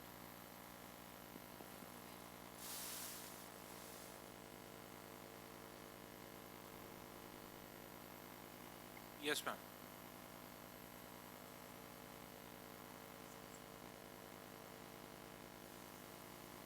I'm actually not going to ask a question. I didn't want to ask a question because Ambika will say that as a teacher you know the answer. You are asking us the question. So I take the clue from there that he asked if we don't sit here, where do we sit? And Dr. Suar said it's very hot outside and we cannot sit there. So what is the answer? When can we sit outside? We all know about global warming. Can we have a local solution for this global warming? Can we have a solution for this 24-hour AC use in Bhubaneswar, which we didn't see 30-40 years back? So this extended summer in Bhubaneswar, can we have a solution for that? We have the dignitaries here in the dais, the panelists, who I think have a say in policy making. What are we doing to Bhubaneswar? What kind of urban planning we are doing with no water bodies, no greeneries, and we are talking about AI and small solutions. I'm not saying that small solutions are not useful. Small is beautiful. Small solutions are useful. Big solutions are to be done. So what are we doing for Bhubaneswar? If any of you can actually educate me on that, because when I go to Bhopal, for example, I will take just 1 second. It never crosses 35 minutes. And the reason is that two big water bodies. And the greenery you see, you just get lost. I want to stay there. Actually, I share my experience feeling with you. I am requesting all of you, please provide a solution where we can live in Bhubaneswar as we are living 30 years back, 20 years back, even 10 years back. Thank you so much. Thank you for your question, ma'am. I'm sorry. I just need to get quick response, and if your question remains unanswered, because I am sure 100% that nobody has an answer to this question. Yes, we can all share our opinion, but we don't have an answer right now. Absolutely, absolutely. So I think So for quickly, Odisha, very quickly. for the Bhubaneswar island kind of a condition, the Pollution Control Board is already engaging some experts to come up with the findings as to what has created Bhubaneswar as a heat island. It's a phenomenon which is now establishing. Angul has already been studied. I think Bhubaneswar also is getting studied now. And like you said, if you look at the land use pattern of Bhubaneswar 20 years and 10 years, and now, a lot of things has changed. Not just talk about the water bodies that has gone in or the green cover that has gone in. Look at the pavers block. Every footpath where you could conserve and store some bit of water is now covered with pavers. So they are looking at it, ma'am. Definitely there will be a solution. Much more scientists who are expertise in building this kind of a heat island. But government of Odisha is definitely mindful about it. is all I can say because I've been part of that discussion somewhere. Thank you. Ma'am, just to say, if you look at to Bangkok, if you look at what Bangkok city is now trying to do, was already there in the same position as what Bhubaneswar was. They are using community-centric water management and plantations along with the government systems together, and they are also using technologies to monitor it. They have a system where they are actually monitoring every small tree, plant or a tree which is being built. So that's how we will have to somehow move it, and we will also have to build a citizen centric approach. Next question to ma'am, the earlier she had asked, I think we need to go back to our nature based solutions where we understand our existing climate, existing flora fauna which was there, and then when we plant we use them also. Because what we did was we brought in exotics which was quick growing and would yield results better, but somewhere we, along with that, we need to also reintroduce the existing species. And ma'am, climate change is always there and it will always be there. We just need to start understanding how to adapt with it. Thank you for your questions. Thank you, panelists. I'm so sorry. I just need to close this. You can continue this during the lunch break. I'm against already running out of time, so my apologies. But I would like to take this opportunity to thank each one of you.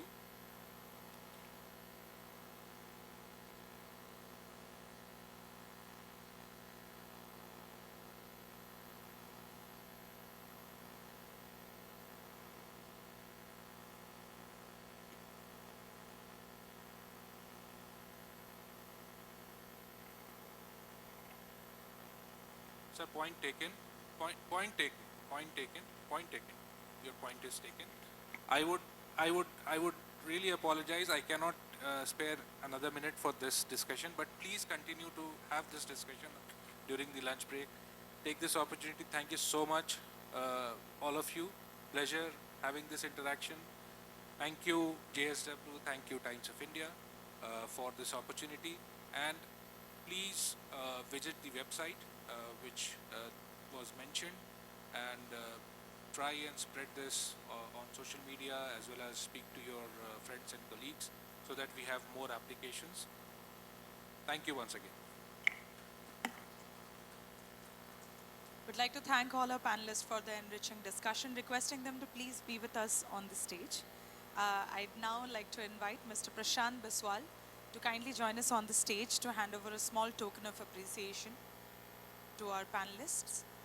May I request all of you to please give a huge round of applause to all our panelists, and especially for our moderator for wonderfully moderating the session.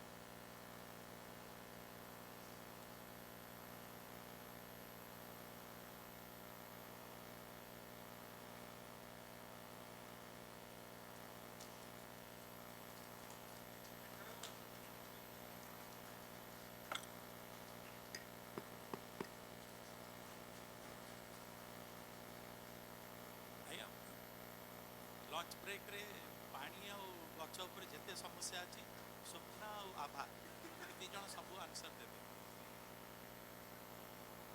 I'd like to request all our panelists, moderator, and sir to please pose for a group photograph, please.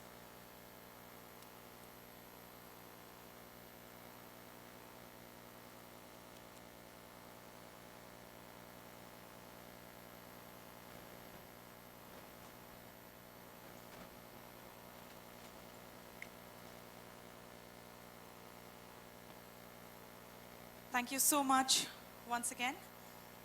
Once again, I'd like to request all of you to please visit our website www.earthcareawards.com to know more about the categories and kindly register yourselves and submit your entries. Please follow us on our handle #EarthcareAwards on Facebook, Instagram, Twitter and LinkedIn to know more about the stories of change makers, tips and tricks, and share your stories.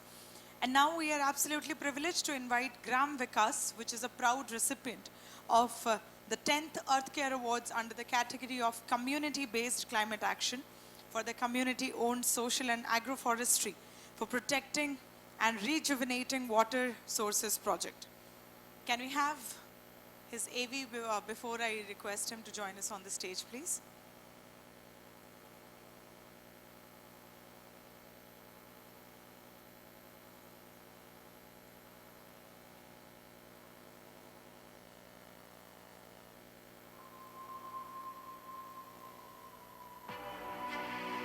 With 68% of land being prone to drought and 65% of water reservoirs reporting below normal water levels, Gram Vikas has risen as an example in managing productive forests and empowering forest-dependent communities.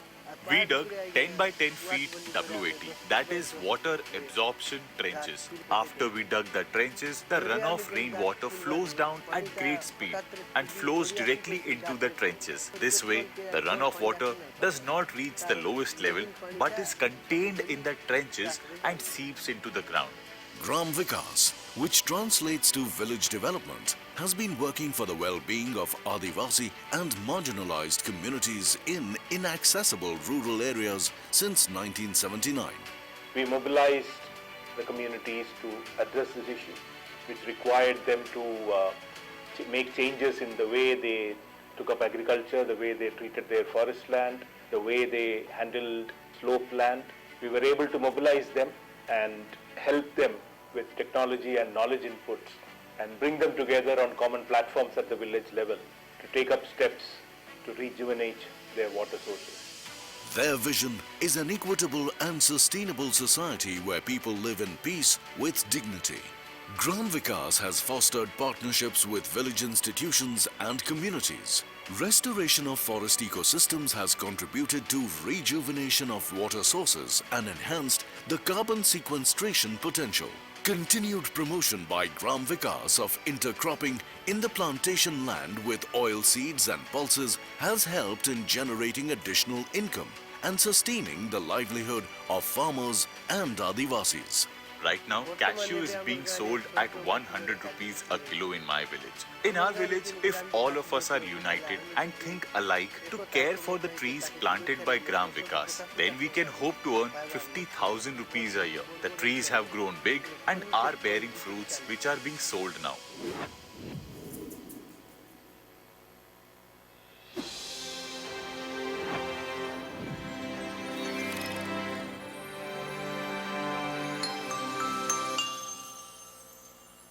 Ladies and gentlemen, what we saw was just a glimpse, and now I'd like to take the pleasure of inviting Mr. Nirmal Chandra Mohanty, Program Manager, Livelihoods and Village Institutions from Gram Vikas, to share his journey. Mr. Mohanty is currently the Program Manager at Gram Vikas. He has worked both at strategic and implementation level in watershed development, renewable energy and agriculture with corporates, government and development sectors. Can we please have him on stage amidst a huge round of applause, please?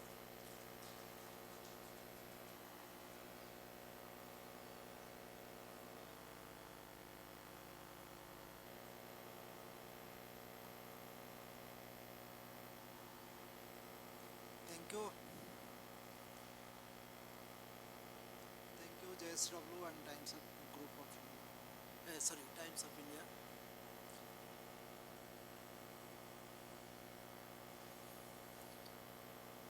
So we had a very good discussion before my speech. So I will not touch upon what is climate change and for what purpose we got this award.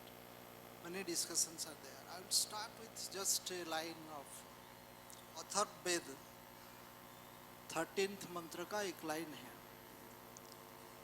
माता भूमि अहं पुत्रो पृथिव्या. We are the children of earth. So we should take care of the earth, and earth always takes care of us. The global population is rising, pollution is rising, everything which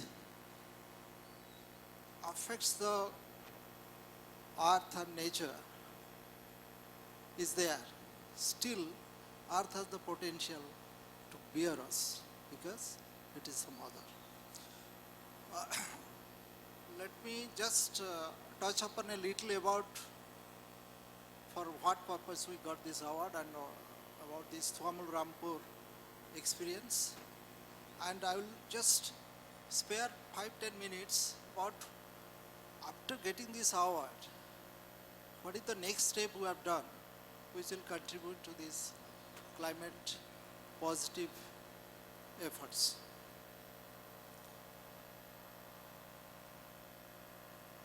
In 2022, 10th Earth Car Award was given by JSW to Gram Vikas. That area, the project started from 2018 to 2023, April. So that was a COVID period.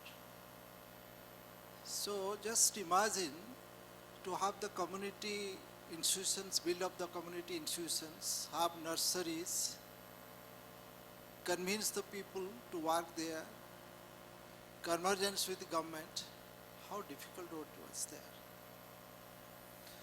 That place is around 700 meters elevation, that is high mountains are there. Around 800 water sources, mountain springs are there. What happened? What is the effect of climate change over there? People are getting fresh water from there without any mechanical or power device. Through gravity fed, they are getting the drinking water through pipes from the mountains.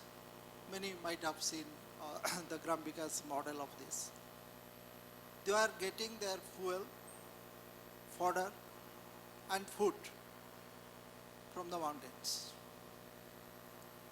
But during the years, there are many barren lands, slash and burn, shifting cultivations, huge mining besides them, besides these mountains, and other activities.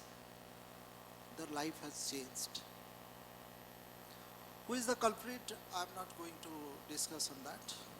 Anyway, the numbers is good when you try to understand the reality behind the numbers. That is the people's life. Otherwise, numbers is not meaningless. Climate change is a very serious topic and it needs serious data. But urgency and exaggeration will not solve the purpose.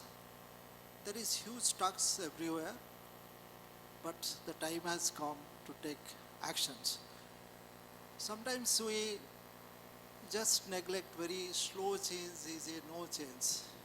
But everybody, just Amigaji was telling that everybody has some answers, and in its own field, if everybody tries to take actions, then collectively it will affect the climate change. So what we did there, around 242,000 trees were planted in 400 acres in the upper reaches, and in the middle, around 17,000 horticulture spaces were planted. In the upper reaches, we started with the village institutions. Community decided what species to grow there and why we have to grow.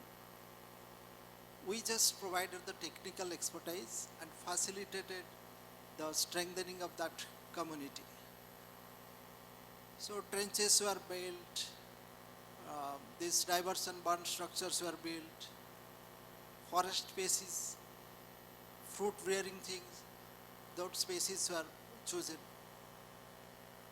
And the funny part of this is after these so many years, you will find that the flow rate of the springs has increased by 15%. We'll find different animals coming, birds coming, which is the greatest sign that the forest regeneration is happening. And about 70% of the slash and burn activities have been reduced. So that is a small effect. And economically also the carbon sequestration is happening, and we are also going to have a carbon credit project. We are starting now. Within 10 years, the money from this carbon credit will directly go to the villagers. Around 3,000 villagers will be benefited in 13 habitations. So this is all about the project. I will not go much about this thing. So after this award, so it gave a boost, inspiration to think about our core flagship program, Water Secure Gram Panchayat. Water is the central point of all climate actions. So we have a flagship program running for 3 years and ambitious target of getting 1,000 Gram Panchayat water secure in Odisha by 2032. So it will affect around 7 million families. So the basic features of this water secure Gram Panchayat, we know, and recently we are discussing about what is happening in Bhubaneswar and all these things. So we work in 15 districts. Majorly tribal population is around 57 to 69%.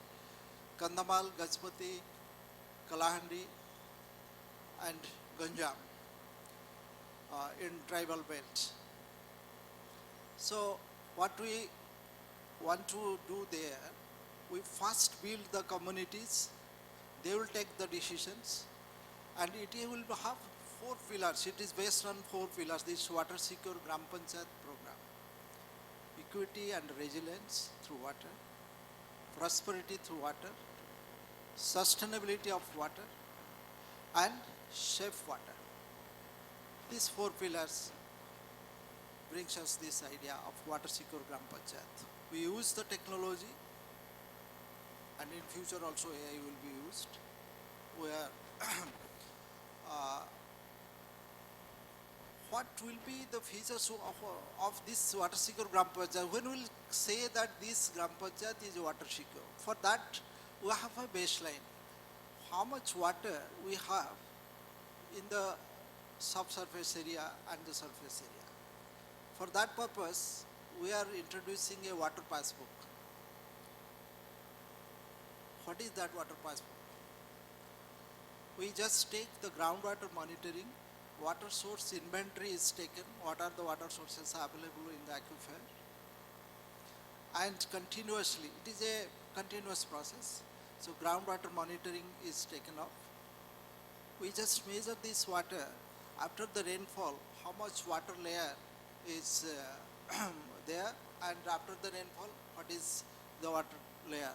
In every month, in some places, in every 3 months, we are getting this data. And in the community, we share a passbook. See, this is the water available now, and accordingly, you can make your crop planning, crop selection, and you can say that where this aquifer is not utilized, so you can utilize that aquifer there. This is broadly, many things are there, but this is the broadly we are targeting. So I will say that what is the end point when we can say that this Gram Panchayat or this habitation, not the Gram Panchayat, the small unit is the habitation level we are doing, is water secure. What do we achieve? We want to achieve the community. Every household should have access to safe water. That is the first feature for this Water Secure Gram Panchayat. land and all other natural resources are effectively managed by the community.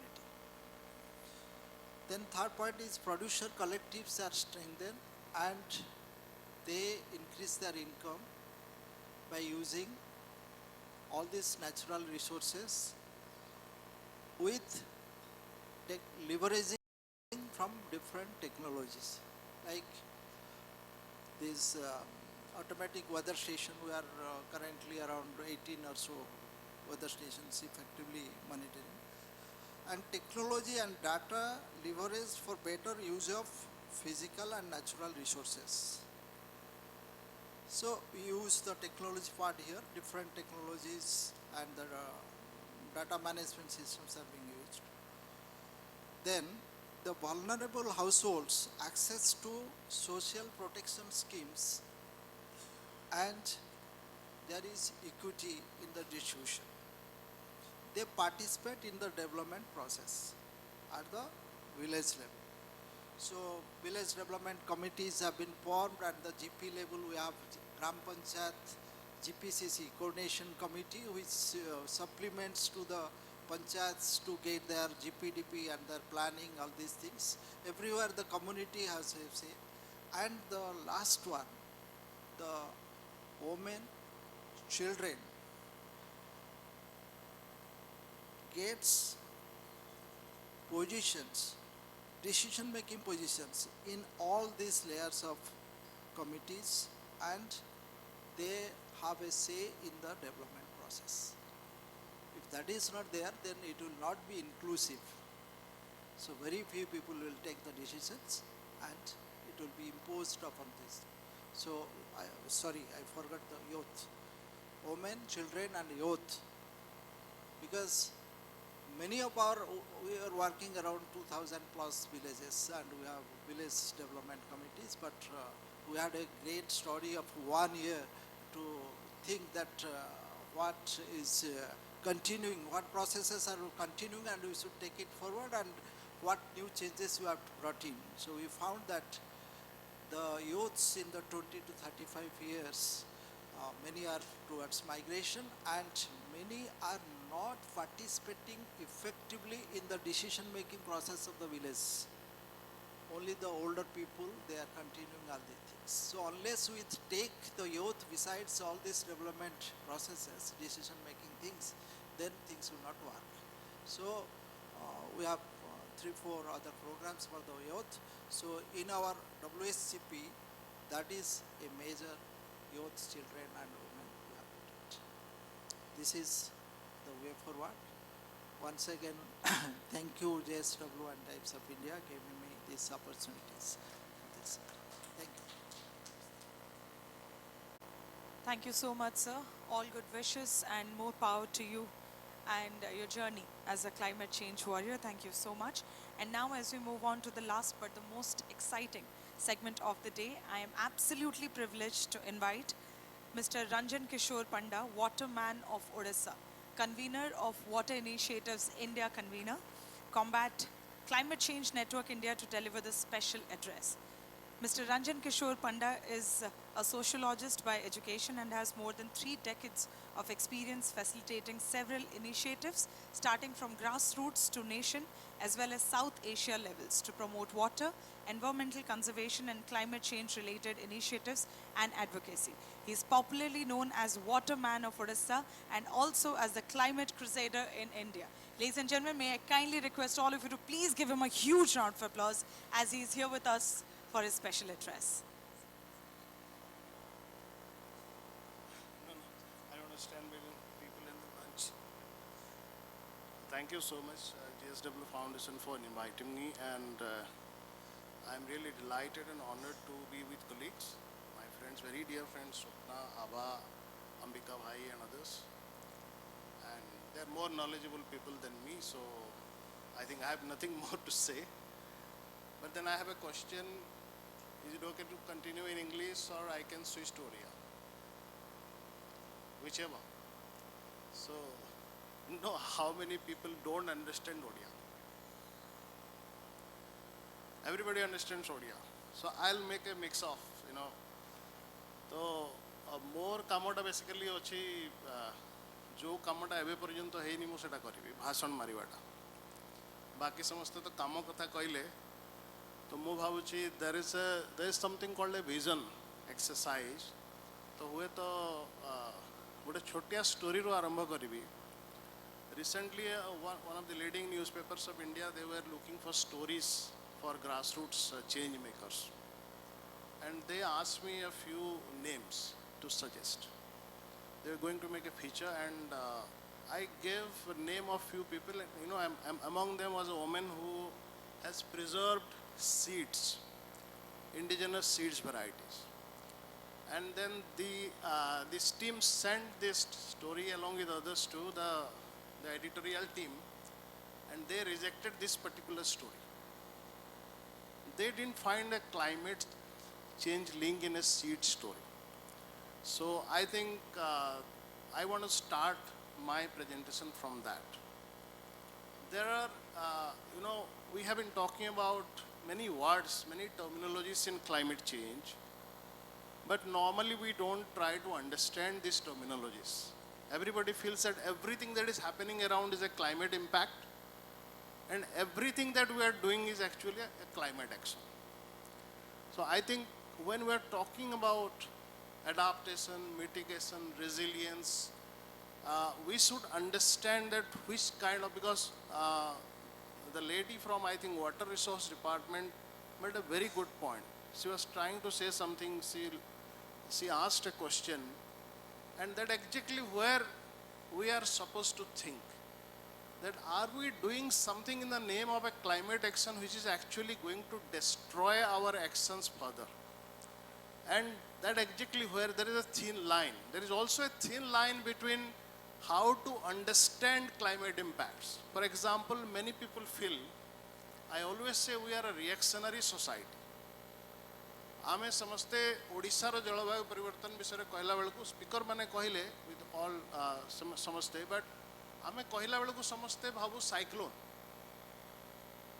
Swapna कहले drought विषय अम्बिका भाई भी कहले अन्य लोक विषय कहले but cyclone is not the impact climate impact तो आमे बुझवार अच्छी जो माने क्लाइमेट एक्शन को जाउछंती मु बेसिकली यंग जनरेशन सत्य भलिया पिलां को कहूची जो माने जो ग्राम विकास भाई भी कहले they should take the torch ahead सबुठु बड़ इम्पैक्ट क्लाइमेट चेंज रो पड़ुची कोठी I think we should understand that water definitely is the most impacted common and also the most common carrier of climate impacts. And to understand climate change, we need to understand water. And to understand water, we need to understand the interconnectedness of all the commons. बाकी जो resources अच्छी जो विषय forest विषय कहले mountains विषय तो आमर कथा है नहीं बिल्कुल जोटा watershed कथा कहूचे बट जो head of the watersheds कोटी अच्छी नदी गुड़ाक कौटू आसूची and how they are being impacted by climate change और बाय अदर एक्शंस मु भावुची we should try to understand तो मोर काम हैला मु भावुची कि आम भलिया मो भलिया लोक जो माने 30-35 वर्ष हैला काम कलेनी we should now think how the youth should actually understand this कहीं वर्तमान मोर हिसाब रे मोर अंडरस्टैंडिंग रू मुझे विथ ऑल ड्यू एपोलॉजीज दुईटा जिनस को क्लाइमेट एक्शन बोली मेजरली कह जाउछि गोटे होउछि प्लास्टिक गोटेबा आउ गोटे होउछि गछ लगेबा चारा लगेबा तो जदि एई दुईटा if we shrink our mindset to just you know sapling environmentalism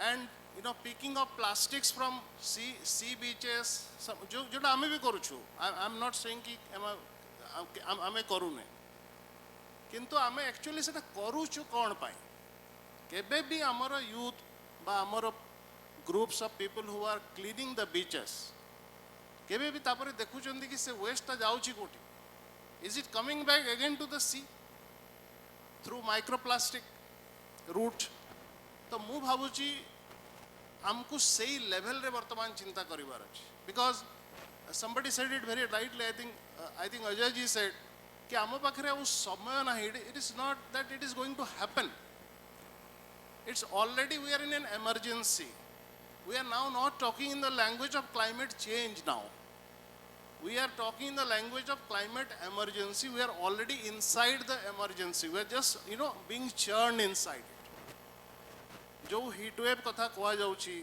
जो forest fire कथा कहा गला जो drought increasing frequencies and intensity कथा कहा जाउची these are all part of the emergency that we are already in but आमे जदि बुझिबानी कि why did we actually end up here to be in this emergency then we'll be in trouble we'll be in trouble in planning how we are going to come out of it technology is definitely going to help but my dear friends the greatest technology is the atmosphere the mother earth there is no replacement of this वर्षाटा को आउ कहीं तैयारी कला भलिया technology बाहर करिवे भलिया मते लागुनी मो जीवन रे you can do cloud seeding and end of more devastations with technology you can use technology like Swapna says how to water budget how to adapt to an maladapted situation but you just cannot create the rain आउ जदि if you want to create the rain then we can do one thing.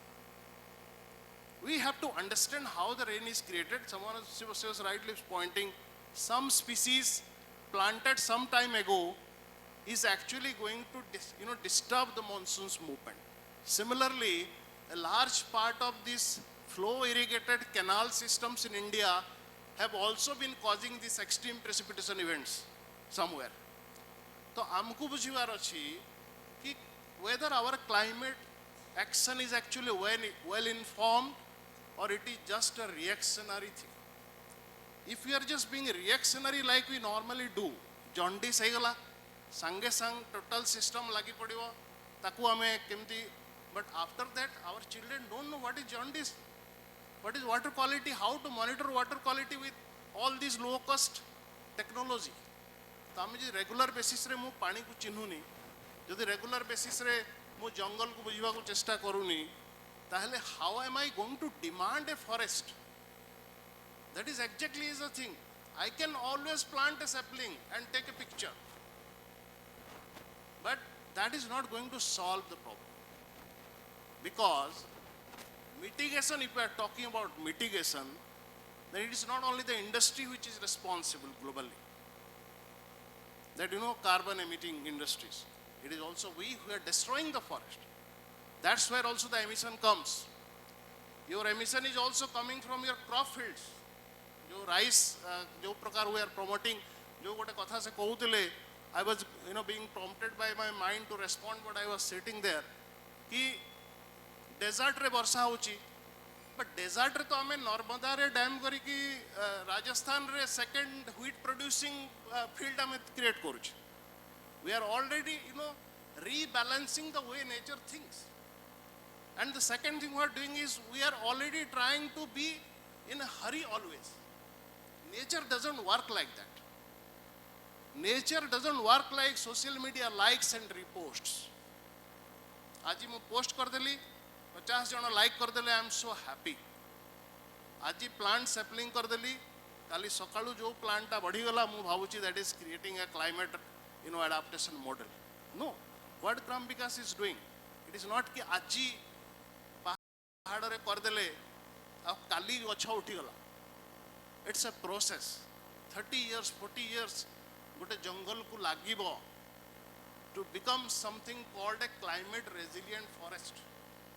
तो आमे कौन करूचे, जो space कथा कहूतिले, 30, 40, 50, 60, 70, 80 years old रो गछ गुड़ा काटी पकोचे, आ कन्यार गछगड़ा लगे पकोछि सहर रे आमे भाबुचे आमे बहुत बड़ा एनवायरमेंटलिस्ट आमे किछि भी लगे देले जो सपना कहउतिले कि द क्लाट बोली जो ऐप अछि आपन को जणैबो कि एक्चुअली को जगह रे को species is also important the world is not facing A plantation crisis it is facing a species crisis 1/3 of the species are extinct तो आमे गोटे नेचर को बुझिबार जतल अछि आम नेचर को बुझी पारिबानी just by taking this kind of superficial actions. We have to understand the soil itself. That is the very first thing. The soil is actually giving the base to almost everything that nature is working around for us. तो आमे भुवनेश्वर जो कथा लगुचे आमे भावुचे public spaces दुई चार्टा करदेले आमे गोटे green city develop कर दूचे. So that is not the way a vision has to work. A vision has to work in an interconnected way, and that's why these kind of platforms are important. और जोटी पाई मु भावे कि platform रे आमे माने आसीबा कथा समस्ते कोनोसी भी प्लेटफॉर्म रे जोटी सबु प्रकार thoughts आसीबो.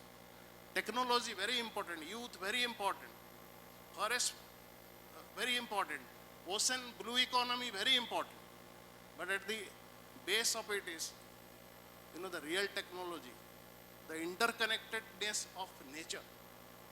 Ame Vartaman, to be very specific with all due apologies, ame samaste हाथी को जो अंध मानक भलिया मापुची.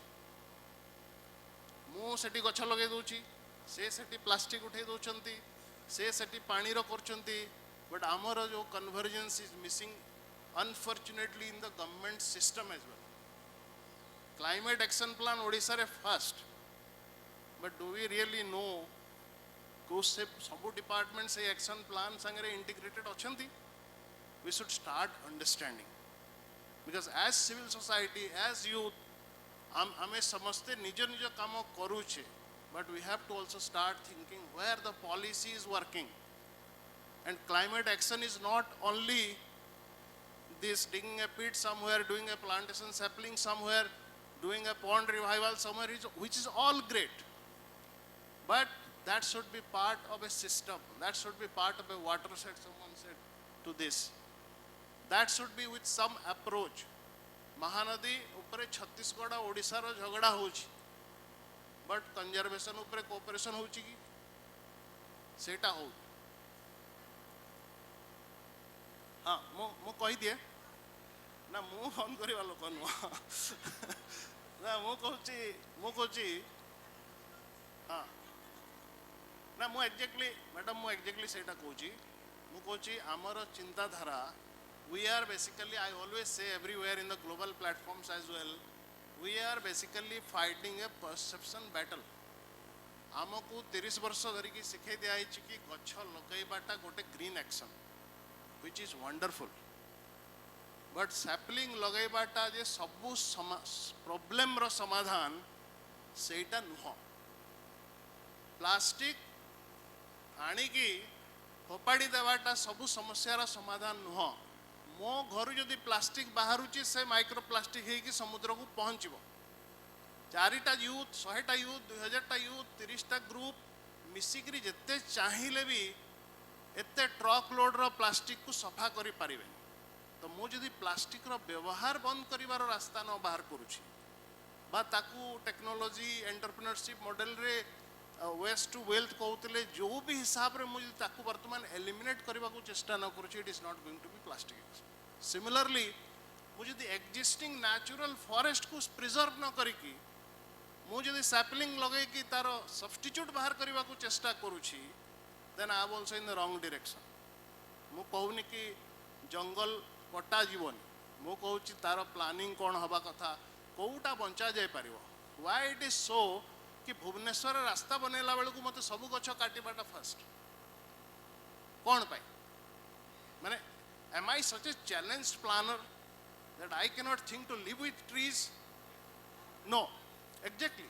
तो मु भावुची आम यदि क्लाइमेट एक्शन कथा कहूचे, we should actually do it in an integrated approach, and solutions do not come from this person that person. I am not a solution provider, he is not a solution. Everybody is a solution provider, but everybody is not a solution provider in silo. आमको बुझा को पड़ो कि this is a collective action. Finally मु दुईटा जिनस कहबी शहरी लोक, are we citizens or are we users? Are we developing ourselves as citizens, or are we just happy being a user? User free fee दे देले जोटा स्वप्ना कहते गाँव में एबे भी क्लाइमेट मॉडल्स अच्छी किंतु सहर रे कौन अच्छी who is the citizen in the city मु सकाळु राति पर्यंत व्यस्त अच्छी मु भावुची मु पैसा दे दी सब किणी पकेबी पानी हाँ पानी पानी भी मो पाखु आसीबो what is an adaptation model for Bhubaneswar आज भुवनेश्वर पाखरे पानी नहीं आज दिल्ली पाखरे पानी नहीं हिमाचल रे दिल्ली डैम बनई पानी आणुची तो काली कौन हम वेर इज हिमाचल गोइंग तो आमको बुझीबार अच्छी adaptation is a very local specific concept adaptation is not a global concept आउ जोटा ए कॉन्सेप्ट मु देखुली many people have also said that locally led community led adaptation pi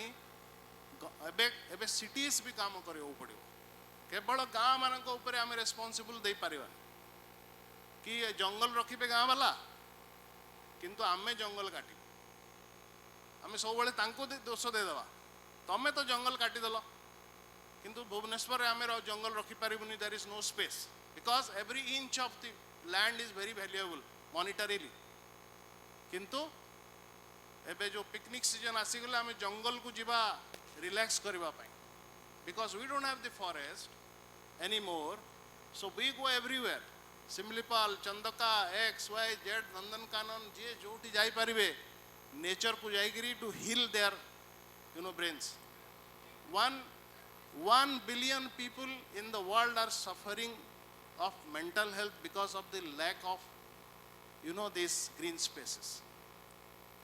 That is a very latest research. Last COP re they also had a health agenda and mental health is a big challenge that is also going to require our adaptation. And my dear friends, आमको adaptation काम जो करवा को अच्छी climate action, mental health is also a climate action. Infrastructural solution केवल खोजिले climate action हुए नहीं. They are basically this 5 capital model. आमको सही 5 capital model रे जीवा को infrastructure definitely yes, but human capital, health capital, ecological capital, and you have your financial capital. तो यही सबू जिनस को जो इंटीग्रेट करा जीवो आ जदि आमर एवरीडे लाइफ रे आम जदि क्लाइमेट एक्शन पाई प्लान करिबा so everyone can win this kind of awards. It's not कि गोटे बहुत बड़ा लार्ज स्केल रे गोटे काम हेले जाइकरी गोटे सक्सेस हुए. मु सब बेले कहे कि success is a million term, it's not a single term and it's not scalable. कौन सत्य करुची is not something exactly what a youth in Nigeria is supposed to do. The principles are same, but the models cannot be same because ecology, geography, geohydrology, these are not same. Rajasthan रे जदि 231 millimetre वर्षा होची, ओडिशा रे 1478 millimetre वर्षा होची. So what an Orissa geography requires as an adaptation model is not the same in Rajasthan, so they are not scalable. In principle, adaptation models can be replicated but not in the physical form of the practice. हमको यही प्रकार यदि भाविबा को पड़िबो, then there have to be million solutions. We cannot have one model, one waterman, one climate man. No, it is like everybody has to become a waterman, everybody has to become a climate man. Swapna is our gender woman and Abha is also a climate woman. तो मु कहूची everybody have to actually be this. तो हमको सही level पर्यंत climate action को नेबा को पड़िबो, but at the primary level climate को बुझिबा बहुत दरकार. Finally, मु सब बेले एक कथाटा कहे आज भी कहूची क्लाइमेट को जदि बुझिबार अच्छी किछि पुराना लोकन संगे भी कथा हो. बुढ़ा बुढ़ी एबे भी अछंती जो मान पाखरे कहीं आज जे छुआटा जन्म होईची से जहाँ देखुची आ मु जेतले जन्म होइतिली मु जहाँ देखितिली सेटा ही that is the change. And आजिरो छुआ जानी पारुनी बोतल पानी पी करी कि पानी कोठू आछी तो ताकू बुझेबा को पड़िबो. आज मु जापारनी जो भुवनेश्वर वर्षा हो ब्लेम करा अरे केवल भुवनेश्वर सहर को ब्लेम कले हेनी समस्त the whole world is to be blamed Odisha रे रेनफॉल डिस्ट्रीब्यूशन कौन थिला 8 दुमुकाणी 16 असरा 32 झिपिझिपि 64 कुंडा झरा जेबे तेबे जाई चासी भाई पेट हुए पूरा this is a complete 120 days of description of the rainfall distribution so एबे कौन 18 घंटा रे सब वर्षा पड़ी जाउची 50 घंटा भितर वर्ष सारार वर्षा पड़ी जाउची तो से 50 घंटा वर्षा पड़ले भुवनेश्वर कौन करिवो न्यूयॉर्क तो संभाली पारुनी एते प्लान सिटी है so it is not about blaming anyone but it is about really creating this resilient models जोटा कि मिटिगेशन एंड एडाप्टेशन रो combination in a sustainable way आ जदि आमे समस्ते एटा को बुझी न बुझी के केवल जो पानी पिटा काम कर चलथिबा because somebody is doing plastic चलो because somebody is planting saplings चलो because somebody is painting walls with greenery तल सॉइल रे बायोडाइवर्सिटी मरीगलाणी आई डोंट केयर किंतु मु वॉल गुड़ाक पूरा चकाचक करके भावुची इट्स अ क्लाइमेट एक्शन मु भावुची we have to think everything is appreciated I am not blaming anyone but first we have to understand what a big challenge we are actually fighting it आ ताकू न बुझी करी केवल आमे कर देले सेमती कनियर लगौथबा eucalyptus लगौथबा ultimately we are not going to end up in any solution some new problems we are creating thank you so much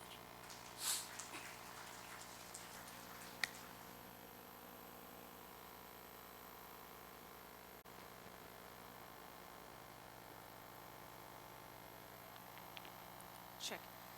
Thank you so much once again. Can we have a huge round of applause for the waterman for saying the harsh truth, the naked truth, but the truth that we all needed to hear. A huge round of applause from my side as well. I hope jahan jahan mein sunilu, we take that into consideration. And like he said, everybody becomes a waterman, everybody becomes a climate man, and then only we'll be able to bring about the change that we want to see in everybody. Once again, I'd like to request all of you to kindly visit our website www.earthcareawards.com to know more about the categories of the awards. Kindly register yourselves and submit your entries, and please do not forget to follow us on our handle #EarthCareAwards on Facebook, Instagram and LinkedIn to know more about the stories of change makers, and kindly share your stories as well. Let me once again thank our esteemed speakers and all our guests on behalf of JSW and the Times of India and our partners to be a part of this discussion that sets the tone for the 12th edition of Earth Care Awards. Thank you once again, ladies and gentlemen. I know there is a lot of discussion that is awaiting from all of you at lunch. We would not like to keep you anymore. Thank you so much for finding time, your valuable time, and joining us amidst your hectic schedule and making this a very, very productive day. Thank you so much for your kind participation.